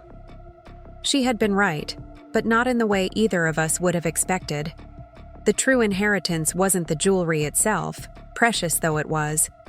It was the resilience the necklace represented, the strength to face betrayal and heartbreak and still move forward, still believe in the possibility of something better. As I drove back to Seattle, the ocean receding behind me, I touched the emerald pendant at my throat and smiled. My journey wasn't over. In many ways, it was just beginning. There would be challenges ahead, moments of doubt, difficult conversations. But I was ready for them, ready to build something new from the pieces of what had been broken. Not because the breaking hadn't mattered, but because I had discovered something important in the aftermath. My own capacity to heal, to choose, to create the life I truly wanted. And that, more than any piece of jewelry, was the treasure I would carry forward. 2 months later, the Pine Street cottage felt like home in a way I hadn't expected so quickly. Morning sunlight streamed through the kitchen windows as I prepared coffee, listening to the distant sound of waves breaking against the shore. The small space had transformed from a temporary landing place into something more permanent. Photos on walls, books lining shelves, the distinct arrangement of furniture that reflected our shared aesthetic. Andrew had secured a position with an architectural firm in Newport, a 20-minute drive up the coast. I was working remotely for my Seattle company, with monthly trips back for in-person meetings. The rhythm of our new life was beginning to feel natural, comfortable without being complacent. "Morning," Andrew said, entering the kitchen and running. Clothes, slightly out of breath. He'd taken up jogging on the beach as part of his self-care routine, something his therapist had suggested to help manage stress. "Morning," I replied, pouring him a cup of coffee. "Good run?" "Beautiful. You should join me tomorrow. The tide pools are incredible at sunrise." I smiled, considering it. "Maybe I will." He accepted the coffee with a grateful nod, careful not to invade my personal space, another change from before. The old Andrew would have automatically leaned in for a kiss, assuming intimacy rather than waiting for it to be offered. This Andrew was attentive to the subtle cues that indicated what I was comfortable with each day, each moment. Our physical relationship was rebuilding slowly. Some days, I welcomed his touch, craved the comfort of his arms around me. Other days, I needed distance, space to process emotions that still occasionally surfaced unexpectedly. He respected both, states without question, without making me feel guilty for my fluctuating needs. "What's on your schedule today?" he asked, leaning against the counter. "Client call at 10, then working on the Morrison proposal. You?" "Meeting with the design team about the community center project. Should be home by 6. He glanced at the calendar pinned to our refrigerator. "Couples therapy at 7. "Right," I nodded. We'd continued our sessions with Dr. Levine, the therapist we'd begun seeing via video call before the move. She'd helped us navigate the transition to our new home, the establishing of healthy patterns to replace the ones that had failed us before. "I was thinking," Andrew said casually, "maybe we could try that new seafood place afterward, the one Lisa at work recommended." Dinner out after therapy had become something of a tradition for us, a way to decompress, to integrate the sometimes difficult conversations into the ordinary fabric of our relationship. "Sounds perfect," I agreed. Then, making a spontaneous decision. "And maybe I'll join you for that sunrise run tomorrow." His smile, genuine, warm, appreciative, reminded me of why I'd chosen to try again. to rebuild rather than walk away. The connection between us, though transformed by what we'd experienced, remained real and vital. After he left for work, I settled at my desk in the small alcove we'd converted into a home office. The window overlooked a garden where wildflowers grew in charming disarray, attracting hummingbirds and bees throughout the day. It was a pleasant place to work, conducive to focus and creativity. Before checking emails, I opened the lowest desk drawer and took out my poetry notebook. The morning pages had become a ritual, 10 minutes of free writing to clear my mind before tackling professional responsibilities. Today's entry began as a reflection on trust, evolving into something more complex about the interplay between vulnerability and strength.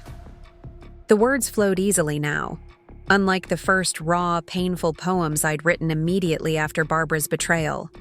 Those early entries had been jagged with anger, heavy with grief.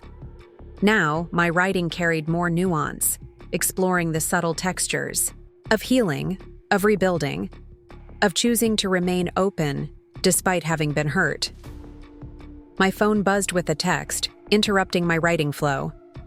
I glanced at the screen, expecting Andrew or perhaps my boss. Instead, I saw a name that still caused a reflexive tightening in my chest. Barbara. The restraining order had expired 3 weeks earlier. I hadn't renewed it, not because I was ready to welcome Barbara back into my life, but because the acute sense of danger had passed. She had respected the legal boundary, making no attempt to contact me during the 6-month period. I stared at the notification, not opening the message yet. The fact that she had texted rather than called seemed significant, less intrusive, giving me the option to engage or not on my own timeline. Taking a deep breath, I opened the message. Jessica, I know you may not want to hear from me, and I'll respect your wishes if you don't respond. I just wanted to let you know that I've completed a full year of grief counseling and therapy. It's been a difficult, necessary journey. No excuses for what I did, just working to understand why and to become someone better. The Women's Shelter sent me a thank you note for your donation. I'm glad the money went to help others. I hope you and Andrew are finding peace in your new home. Barbara. The message was measured, appropriate. No manipulation, no excessive emotion, no demands or expectations. So unlike the Barbara I had known before. I set the phone down without responding, letting the reality of the contact settle. My immediate reaction wasn't anger, as I might have expected, but a complex mixture of caution and curiosity. Had Barbara truly changed? Was such fundamental transformation possible? And if it was, what did that mean for our fractured relationship? These weren't questions I needed to answer immediately. One of the most valuable lessons of the past months had been the power of taking time, of not rushing to resolution before I was emotionally ready. I returned to my workday, pushing thoughts of Barbara to the background. The client call went well. The proposal took shape efficiently, and by late afternoon, I'd accomplished everything on my professional to-do list. With an hour before Andrew was due home, I decided to walk to the beach, needing the open space to process my thoughts. The coastal path from our cottage to the shore was becoming familiar, my feet knowing exactly where to step among the wild grasses and weathered wooden planks. The beach itself was nearly empty on this weekday afternoon, just a few locals walking, dogs or collecting shells along the tide line. I removed my shoes, letting my toes sink into the cool sand as I walked parallel to the water's edge. The repetitive sound of waves breaking and receding created a meditative backdrop for my thoughts. Barbara's text message had interrupted the careful compartmentalization I'd maintained. For months, I'd focused on rebuilding my relationship with Andrew, on establishing our new life, on my own healing process. I'd deliberately set aside the question of whether I would ever be ready to have any contact with Barbara again. Now, that question demanded attention, not necessarily an immediate answer, but consideration at least. I found a driftwood log above the high tide mark and sat, watching the water shift from deep blue to gold as the sun began its descent toward the horizon. My hand went automatically to my grandmother's necklace, the emerald pendant a comforting weight against my collarbone. The jewelry collection had taken on new significance since the theft. No longer just beautiful heirlooms with family history, the pieces had become symbols of resilience, of the capacity to survive betrayal and emerge stronger. I wore one piece almost daily now, rotating between the necklace, the pearl earrings, the ruby bracelet, as a tangible reminder of my own strength. As I watched a pair of sandpipers darting along the foam line, I considered what forgiveness might mean in this context. Not forgetting what had happened, not pretending the betrayal hadn't cut deeply, but perhaps releasing some of the anger that no longer served me. Not for Barbara's benefit, but for my own. I was still sitting there, contemplating the shifting boundary between justice and mercy, when I sensed someone approaching. Looking up, I saw Andrew walking toward me along the shoreline, his work shoes dangling from one hand. "Thought I might find you here," he said, settling beside me on the log, careful to maintain a small space between us until I leaned slightly toward him, an invitation to closeness. "How was your meeting?" I asked. "Productive. The design is coming together nicely." He studied my face. "You seem thoughtful. Everything okay?" I hesitated, then decided on honesty. "Barbara texted me today." His expression shifted, concern mixing with curiosity. "What did she say?" I showed him the message, watching his reaction carefully. The old Andrew might have immediately advocated for his mother, might have pushed me toward forgiveness before I was ready. This Andrew read the text silently, then handed back the phone without comment, waiting for me to share my thoughts first. "It seems measured," I said. "Appropriate." He nodded.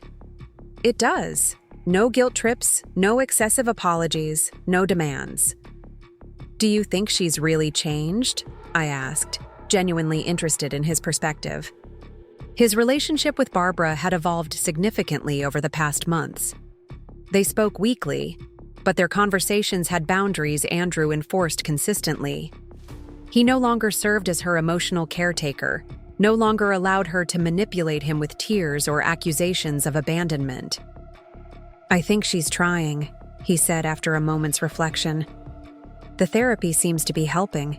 She talks differently now, more self-aware, less reactive. But lasting change takes time. It's too soon to know if it's fundamental or superficial." His balanced assessment, neither defending Barbara nor dismissing the possibility of her growth, reassured me that his own changes were genuine and enduring. "I don't know if I'll respond," I admitted. "I'm not sure what I would say." "You don't have to decide now," he reminded me gently. "Or ever, really. It's entirely your choice." The unconditional support in his voice warmed me. I leaned against his shoulder, accepting the arm he carefully placed around me. "Should we head back?" he asked, after we'd sat in comfortable silence for several minutes. "We still have therapy at 7. I nodded, standing and brushing sand from my clothes. As we walked back along the shore, hand in hand now, I felt a quiet contentment that had been rare in the early days after Barbara's betrayal. Not the uncomplicated happiness of before, that was gone forever, but something perhaps more valuable. A hard-won peace, a deeper appreciation for the relationship we were rebuilding with conscious care. Our session with Dr. Levine that evening focused on communication patterns, specifically how we expressed needs and boundaries. It was challenging work, but essential to creating a healthier relationship than we'd had before. "Jessica," Dr. Levine said toward the end of our hour, "I notice you mentioned Barbara's text message, but didn't elaborate on your feelings about it. Would you like to explore that further?" I considered the question. "I'm still processing. Honestly, it wasn't as upsetting as I might have expected. More thought-provoking." "In what way?" she prompted. "It made me think about forgiveness," I said slowly, articulating thoughts that had been forming throughout the day. Not necessarily reconciliation or having a relationship again, but releasing some of the anger I've been carrying. For my benefit, not hers. Dr. Levine nodded encouragingly. That's an important distinction. Forgiveness doesn't have to mean welcoming someone back into your life or pretending the hurt never happened. Sometimes it's simply about not allowing that person's actions to continue having power over your emotional state. Exactly, I said, feeling understood. I don't want to carry this heaviness forever, but I also don't want to rush into a forced forgiveness that isn't genuine. You've demonstrated remarkable self-awareness throughout this process, Jessica, Dr. Levine observed, trusting your own timeline rather than following external expectations. Her validation reinforced what I'd been learning over the past months, that my perceptions and boundaries were valid, that I could trust my internal compass to guide me toward healing in a way that was authentic rather than performative. After the session, we drove to the seafood restaurant Andrew had mentioned that morning. The small, intimate space overlooked the harbor, fishing boats gently rocking at their moorings as the last light faded from the sky. We were seated at a window table, a candle flickering between us as we studied menus. This was a good suggestion, I said, taking in the warm atmosphere. Thanks for thinking of it. Andrew smiled. Lisa was right about the clam chowder, apparently. The server said it's award-winning. We ordered chowder to start, followed by grilled salmon for me and seafood pasta for Andrew, and settled into the comfortable rhythm of conversation that had always been one of our strengths, even during the most difficult periods of rebuilding.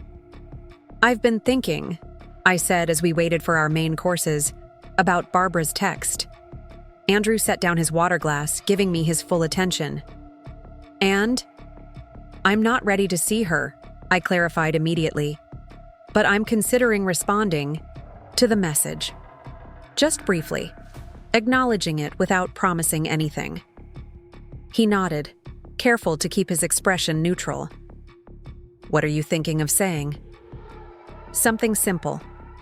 That I received her message, that I appreciate her respecting the boundaries we've established, that I need more time. I traced the condensation on my water glass. Not closing the door entirely, but not opening it wide either. That sounds thoughtful, Andrew said. Measured. I'm curious about something, I admitted. When you talk to Barbara now, does she mention me?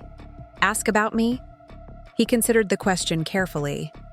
Sometimes, but not in a pushy way.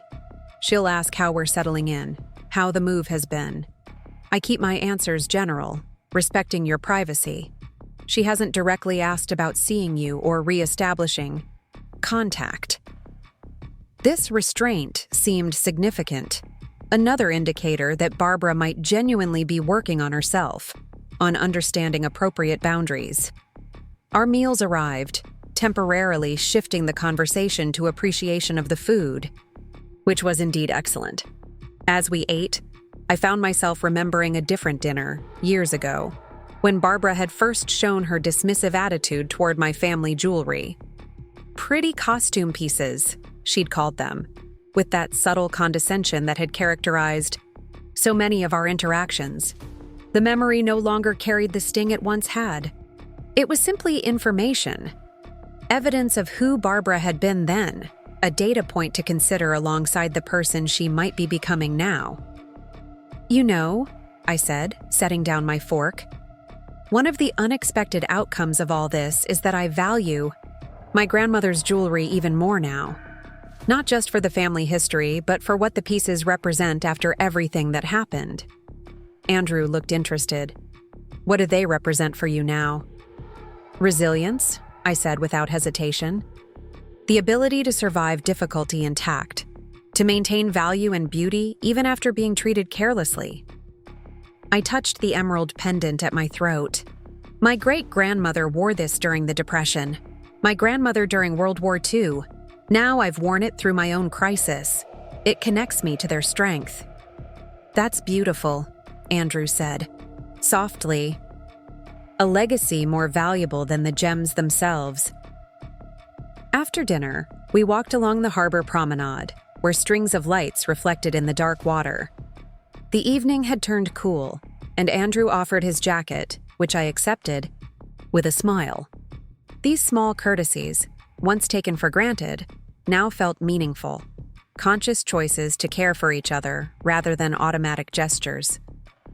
"Would you like to get ice cream?" he asked as we passed a small shop, still open despite the late hour. "They have that blackberry flavor you like?" The thoughtfulness of the suggestion touched me. Not because he remembered my favorite flavor, we'd been together long enough for such knowledge to be expected, but because he was making an effort to create pleasant moments, to add small joys to our evening. "I'd love some," I decided. "Let's eat it on that bench with the view of the lighthouse." Sitting side by side, enjoying ice cream like teenagers on a first date, I felt a wave of tenderness toward Andrew, toward both of us really, for the work we'd done, the commitment we'd made to rebuilding something worth saving. "I'm glad we're here," I said, gesturing broadly to encompass the harbor, the town, our new life together. "I'm glad we tried." His eyes, when they met mine, held a depth of emotion that needed no words. He reached for my hand, ice cream forgotten, and I interlaced my fingers with his, feeling the familiar contours that had once been as natural as breathing, then briefly foreign during our separation, and now familiar again, but in a new way. Conscious, chosen, appreciated. Back at the cottage, the evening routine unfolded comfortably. Lights adjusted, doors locked, preparations for the next day made in the companionable silence of two people accustomed to sharing space. As I washed my face in the bathroom, I heard Andrew's phone chime with a text message, followed by his quiet voice answering a call. When I emerged, he was sitting on the edge of the bed, his expression troubled. "Everything okay?" I asked, immediately concerned. "That was Mom," he said, using the term naturally, though he'd shifted to calling her Barbara when speaking about her to me. "Her neighbor had to call an ambulance. She fell in her apartment, might have broken her hip." Concern flooded me, surprising, in its intensity. Despite everything, the thought of Barbara injured and alone was distressing. "Is she at the hospital now?" Andrew nodded. "Portland General. They're doing x-rays." He ran a hand through his hair, a gesture of stress I recognized. "Well, I should go. It's a 3-hour drive, but if I leave now..." "We'll go," I corrected automatically, then paused, realizing what I'd said. Andrew looked up, surprise evident on his face. "We?" I hadn't planned this, hadn't thought through the implications of seeing Barbara again, especially in a crisis situation. But the decision felt right, instinctive in a way I trusted. "Yes, we." "Pack a small bag while I make coffee for the drive." 20 minutes later, we were on the coastal highway heading east toward Portland, travel mugs of strong coffee in the cup holders, overnight bags in the back seat. Andrew drove, his hands steady on the wheel despite the worry evident in the tightness of his jaw. "Thank you for coming," he said after we'd been driving in comfortable silence for half an hour. "I know this isn't how you plan to see her again, if at all." "Sometimes life makes decisions for us," I replied, looking out at the dark landscape, rushing past. "And regardless of what happened between us, she's your mother. She shouldn't be alone right now." He reached across the center console, briefly squeezing my hand before returning his to the wheel. The gesture spoke volumes: gratitude, partnership, recognition of the significance of my choice. As we continued toward Portland, I thought about the unexpected turns life takes, the ways crisis sometimes clarifies what truly matters. My anger toward Barbara hadn't disappeared, might never disappear completely, but it had transformed into something that no longer consumed me. No longer dictated my choices. Was this forgiveness? Perhaps, though not the simple, clean forgiveness portrayed in films or books. It was complex, layered with caution and clear-eyed memory of what had occurred. Not forgetting or excusing, but choosing not to be defined by the hurt any longer. The late-night drive through coastal forests and over mountain passes gave me time to prepare mentally for seeing Barbara again. By the time we reached the outskirts of Portland, a city that now felt simultaneously familiar and foreign, I had reached a place of calm readiness. Portland General Hospital was quietly busy even at 2 a.m. The emergency department staffed with the particular efficiency of night shift workers accustomed to crisis. After identifying ourselves at the reception desk, we were directed to a room in the orthopedic wing. Outside the door, Andrew paused, looking at me with concern. "Are you sure you're ready for this?" I appreciated the check-in, the space he was giving me to reconsider. "I'm sure," I said. "Let's go in." Barbara looked smaller than I remembered, diminished somehow in the stark hospital bed with its raised rails and antiseptic white linens. Her hair, once perfectly styled in every circumstance, lay flat against the pillow. Without her usual makeup, the lines on her face were more pronounced, testament to the difficult year she had experienced. She was dozing when we entered, but her eyes fluttered open at the sound of the door. Recognition dawned slowly, followed by unmistakable surprise when her gaze moved from Andrew to me. "Andrew," she murmured, her voice rough with sleep or medication. "You came." Then, with evident disbelief, "Jessica?" "Hello, Barbara," I said, staying near the doorway while Andrew moved to her bedside. "We heard about your fall. How are you feeling?" She blinked, seeming to struggle for words. Whether from emotion or pain medication, I couldn't tell. "They gave me something for the pain," she said finally. "The doctor says it's definitely broken. Surgery tomorrow." Andrew pulled a chair close to the bed, taking her hand gently. "What happened?" "Something so stupid," she sighed. "I was reaching for a book on the top shelf, lost my balance. At my age, that's all it takes." Her gaze shifted to me again, still standing a few steps inside the doorway. "Jessica, you didn't have to come. I know things between us." She trailed off, perhaps unsure how to reference the betrayal, the months of silence, the restraining order that had only recently expired. "It's okay," I said simply, moving a few steps closer, though still maintaining some distance. "You shouldn't be alone right now." Tears welled in Barbara's eyes, but they seemed different from the manipulative displays I'd witnessed in the past. Genuine emotion, rather than calculated effect. "Thank you," she whispered. "It means more than I can say." The moment was interrupted by a nurse entering to check Barbara's vital signs and administer another dose of pain medication. We stepped out into the hallway, giving them privacy. "She seems genuinely surprised to see you," Andrew observed quietly.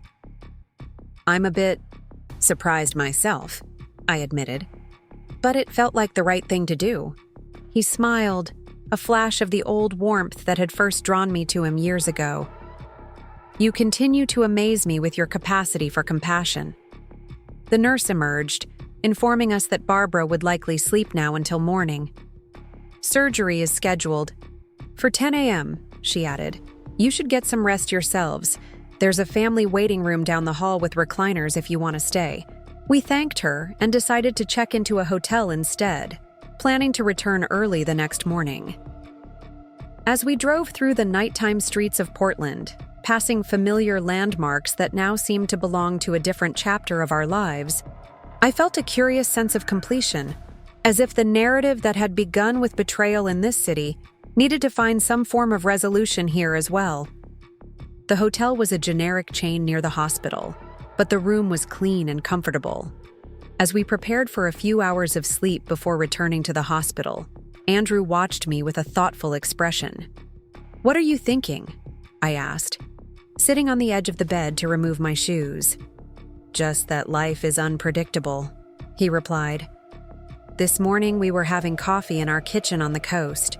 Tonight we're in a Portland hotel because my mother broke her hip." He sat beside me, careful not to crowd my space. And you're here, which is the most unexpected part of all.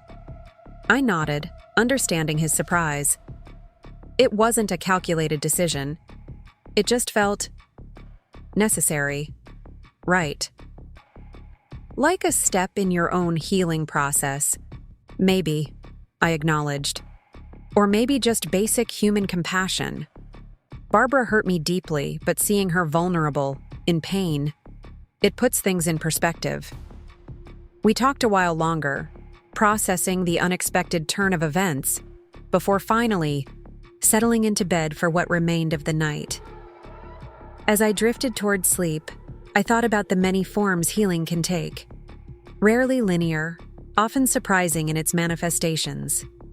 The journey Barbara and I had been on, separate yet connected by the man sleeping beside me, was reaching some kind of inflection point.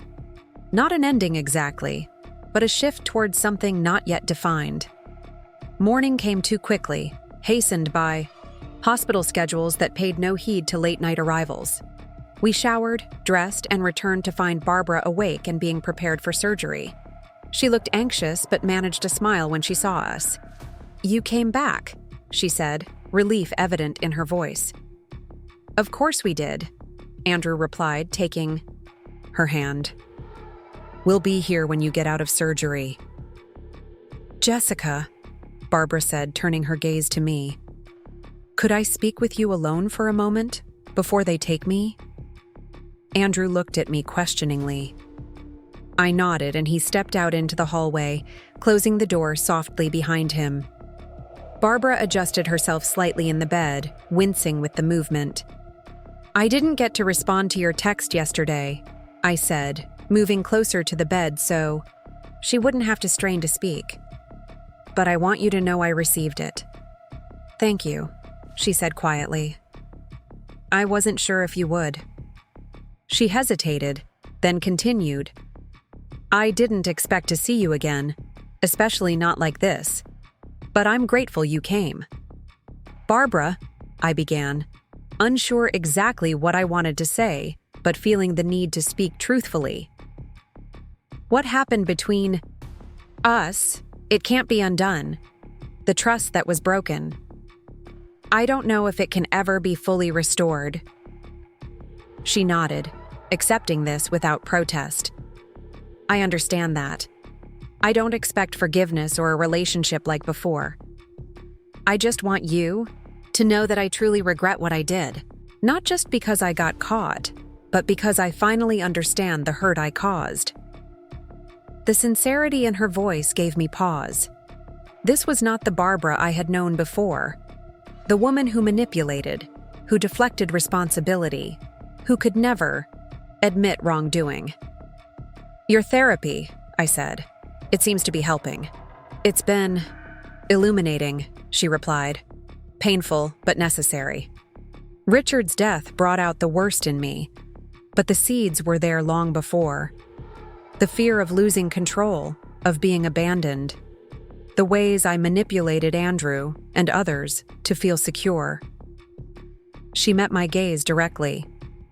"None of that excuses what I did to you, but I'm working to be different, to do better." Before I could respond, a nurse entered with a wheelchair. "Time to go to pre-op, Mrs. Morgan," she announced cheerfully.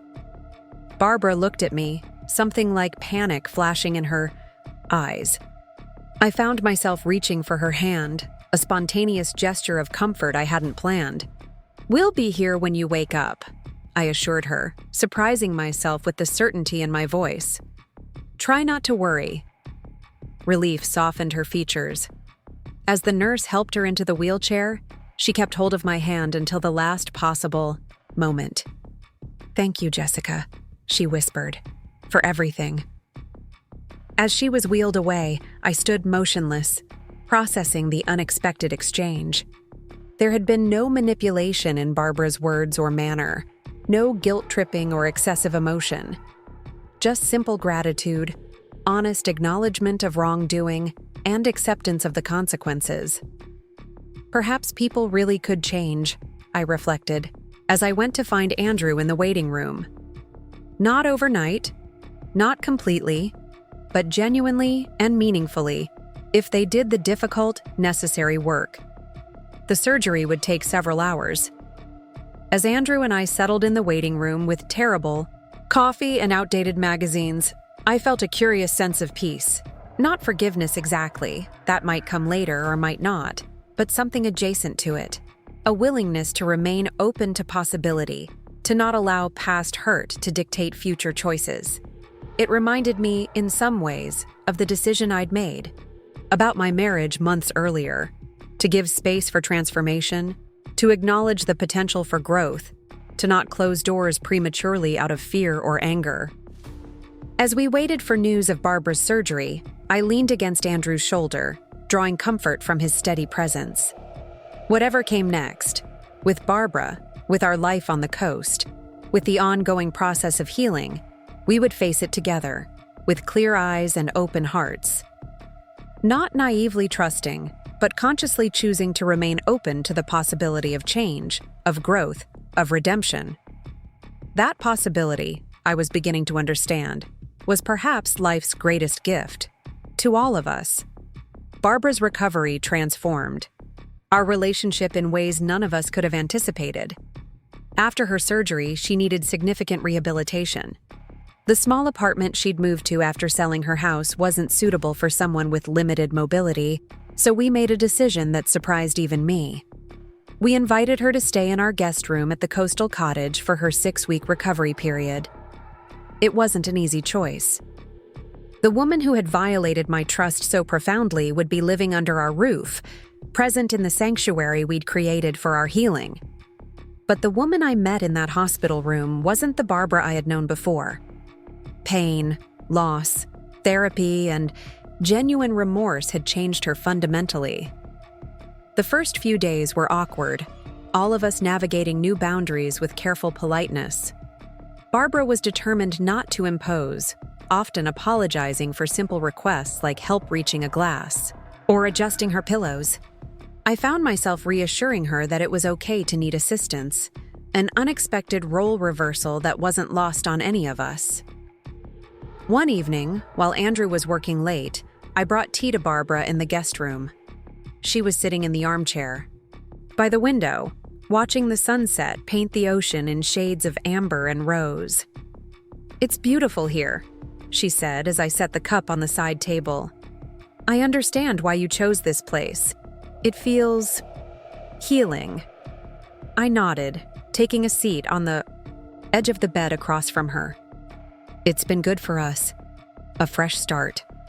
"Jessica," she began, her voice tentative. "I know I've said it before, but I want you to know how deeply I regret what I did. The jewelry, the betrayal, there's no excuse." "I know," I said simply. "The irony is," she continued, "in trying to hold on to things, the house, Richard's memory, control, I lost what actually mattered. My relationship with you and Andrew, my self-respect." She gestured to the emerald necklace I was wearing. "Those pieces truly are beautiful, you know. Far more than just their monetary value." "They're survivors," I replied, touching the pendant, gently, like we all are. That evening marked a subtle shift. Not forgiveness exactly, that would come gradually, in small moments over the following months, but an opening, a willingness to see Barbara as she was now, rather than frozen in the moment of her betrayal. By the time her 6 weeks of recovery ended, we had established a new kind of relationship. Not the forced closeness of before, nor the complete estrangement of the aftermath, but something honest. Something built on clear boundaries, genuine remorse, and the shared love for Andrew that connected us despite everything. Barbara found an accessible apartment in Newport, close enough for regular visits, but maintaining the separate spaces we all needed. She volunteered at the women's shelter where I had donated her money, finding purpose in helping others navigate their own rebuilding processes. On the 1-year anniversary of our move to the coast, we hosted a small dinner party, Andrew and me, Barbara, and a few close friends we'd made in town. As we gathered around our dining table, The emerald necklace caught the light from the candles, sending small flashes of green across the walls. "A toast," Andrew suggested, raising his glass.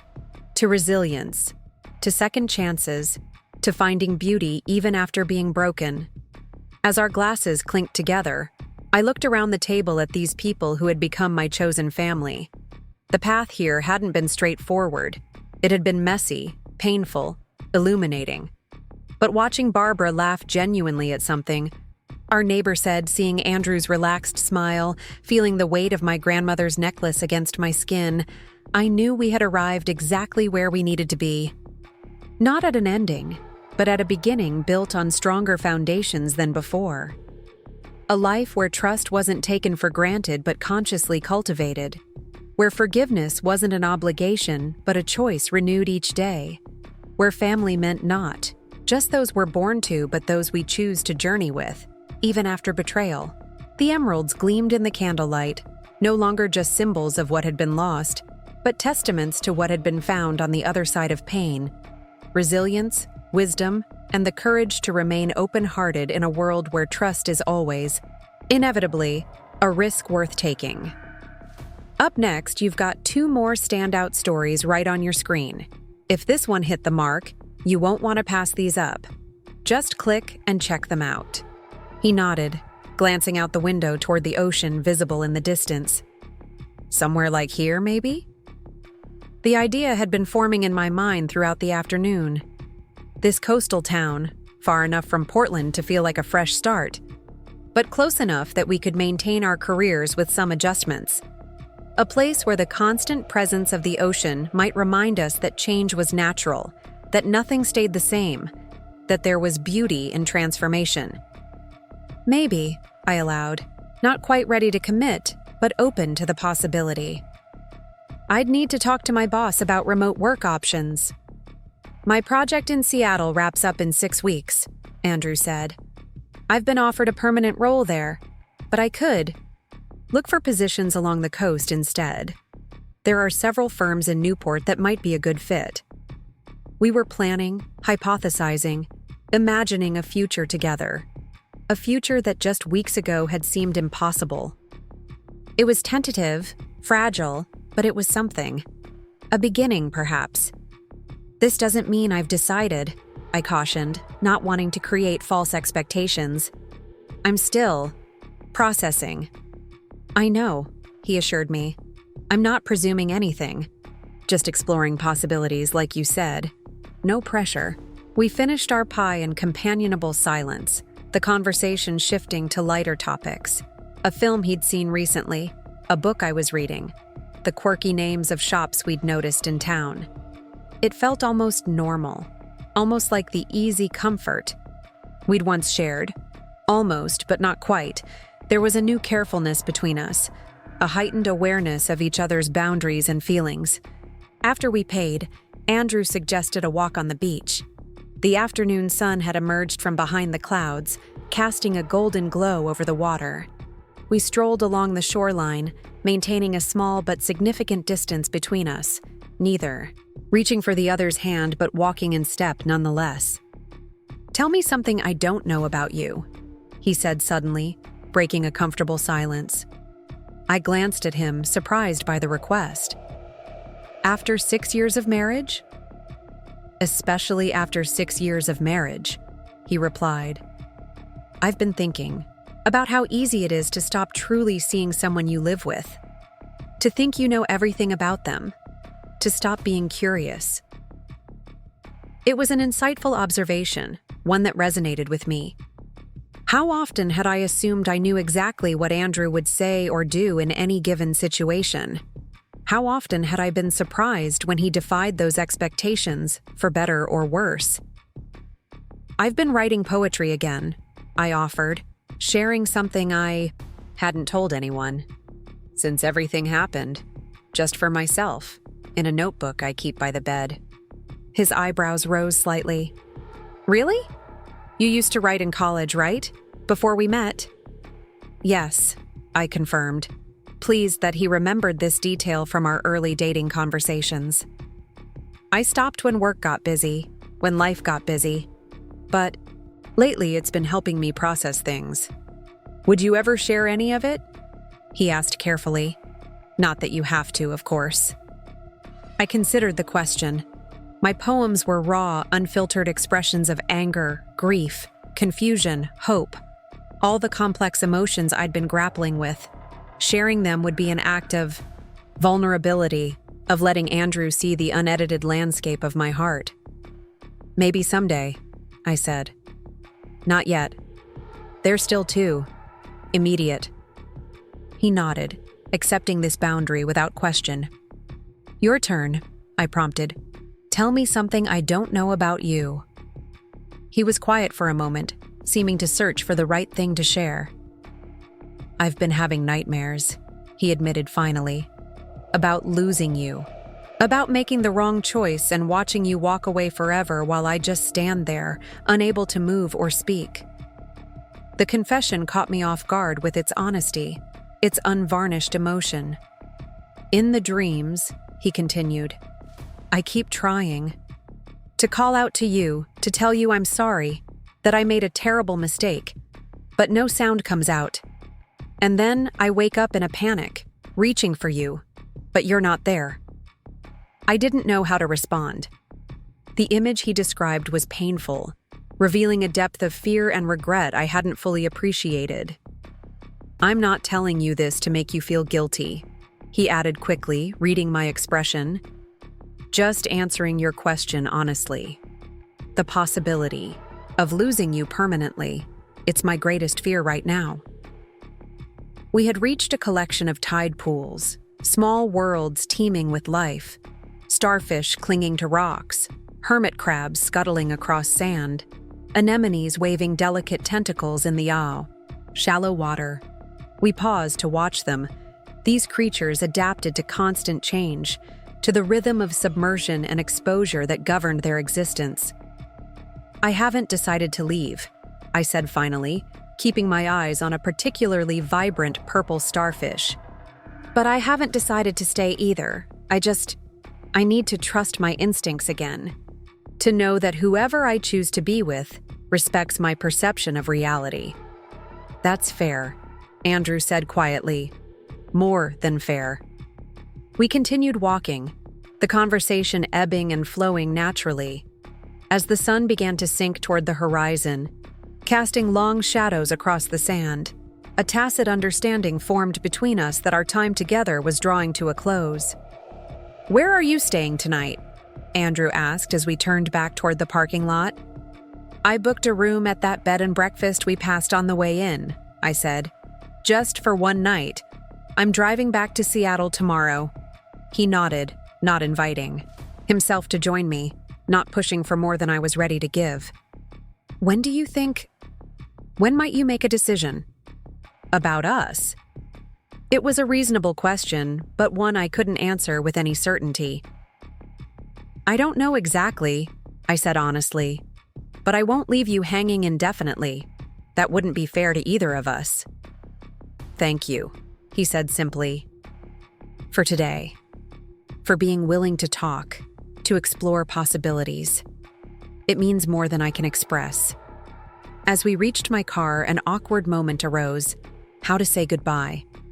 A handshake would be too formal, a hug too intimate. We stood facing each other, the space between us charged with unspoken emotions. Drive safely, I said finally. Text me when you get home. I will. He hesitated, then added, Jessica, thank you for not giving up on me entirely. I know, I don't deserve a second chance, but if you decide to give me one, I promise I won't waste it. The sincerity in his voice touched something in me, a tenderness I'd thought buried beneath layers of hurt and anger. Not erasing those feelings, but existing alongside them. Goodbye, Andrew, I said softly. For now, he repeated, a small, hopeful smile touching his lips. I drove back to the bed and breakfast with the windows down, letting the salt-tinged air fill the car. The day had been emotionally exhausting, but clarifying in ways I hadn't anticipated. I still didn't have all the answers, but I had a clearer sense of the questions, of the path forward. My room at the B&B was small but charming, with floral wallpaper and a window overlooking a garden. I sat on the edge of the four-poster bed, touching my grandmother's necklace absently as I reflected on the day. Andrew had changed, was changing. That much was clear. The question was whether that change was enough, whether I could trust it to be genuine and lasting, whether the foundation of our marriage, cracked though it was, remained strong enough to build upon. I took out my poetry notebook, turning to a fresh page. Words flowed from my pen, not about betrayal or anger this time, but about possibility, about the fragile, tentative hope that had begun to take root in my heart. Not certainty, not forgiveness, but openness to what might be. The next morning, after a solitary breakfast of fresh scones and strong coffee, I checked out of the B&B and began the drive back to Seattle. As the coastal town receded in my rearview mirror, I felt a curious mixture of emotions. Melancholy at leaving a place that had offered unexpected clarity, anticipation of the decisions that lay ahead, and a surprising sense of peace. Whatever, I decided about my marriage, about my future with or without Andrew, would be my choice. Not dictated by obligation or fear or others' expectations, but a genuine expression of what I truly wanted. That knowledge itself was empowering. The next 3 weeks passed in a rhythm of work, therapy, and quiet evenings of reflection. Andrew and I spoke regularly on the phone, our conversations growing more natural, less guarded, though still careful. He never pushed for a decision, never tried to rush my process, which only increased my respect for the changes he was making. Dr. Chen helped me navigate the complex emotions I continued to experience, the lingering anger toward Barbara, the caution I felt toward Andrew, the hope that sometimes felt dangerous in its fragility. Trust isn't rebuilt overnight, she reminded me during one session. It's restored through consistent actions over time. Andrew is showing consistency now, but it's reasonable to need more evidence before making a final decision. What if I make the wrong choice? I asked, voicing the fear that still haunted me. What if I trust him again and get hurt? Or what if I walk away from something that could have been healed? There are no guarantees in relationships, she said gently. Every choice carries risk. But I think the question you're really asking is, what can you live with? Which potential regret would be harder to bear? Her question stayed with me, becoming a touchstone as I considered my options. Which would I regret more? Giving Andrew another chance that he might not deserve, or walking away from a relationship that might have been salvageable? The answer began to take shape gradually, not in a single moment of clarity, but in a series of small realizations. In the way Andrew respected my boundaries without complaint. In his commitment to therapy, both individual and the couples sessions we had begun attending together via video call. In his willingness to consider relocating to the coast, to build a new life centered around what I needed to feel safe. Most significantly, in the way he had begun to establish healthier boundaries with Barbara. He still spoke with her regularly, still supported her practically during her move and adjustment to her new circumstances, but there was a new firmness in how he engaged with her, a refusal to be manipulated or guilt-tripped. I told Mom that if she ever wants to have a relationship with you again, it will be entirely on your terms, on your timeline, he shared during one of our phone calls, and that she needs to accept that might never happen. How did she take that? I asked, genuinely curious. Not well at first, he admitted. There were tears, accusations that I was abandoning her, the usual tactics. But I held firm, and eventually, she seemed to understand that this is the new reality. It was this conversation, perhaps more than any other, that convinced me Andrew's changes were genuine. The old Andrew would have capitulated to Barbara's emotional manipulation, would have tried to broker peace at my expense. This Andrew was establishing clear, healthy boundaries that protected our relationship, even at the cost of his mother's comfort. 2 weeks before our Seattle lease was set to expire, I made my decision. Not impulsively, not out of fear or obligation, but as a deliberate choice based on careful observation and deep reflection. I called Andrew on a Wednesday evening, after returning from a particularly insightful therapy session. "Can we meet this weekend?" I asked. "I'm ready to talk about what happens next." "Of course," he replied, his voice steady despite what must have been significant anxiety. "Where would you like to meet?"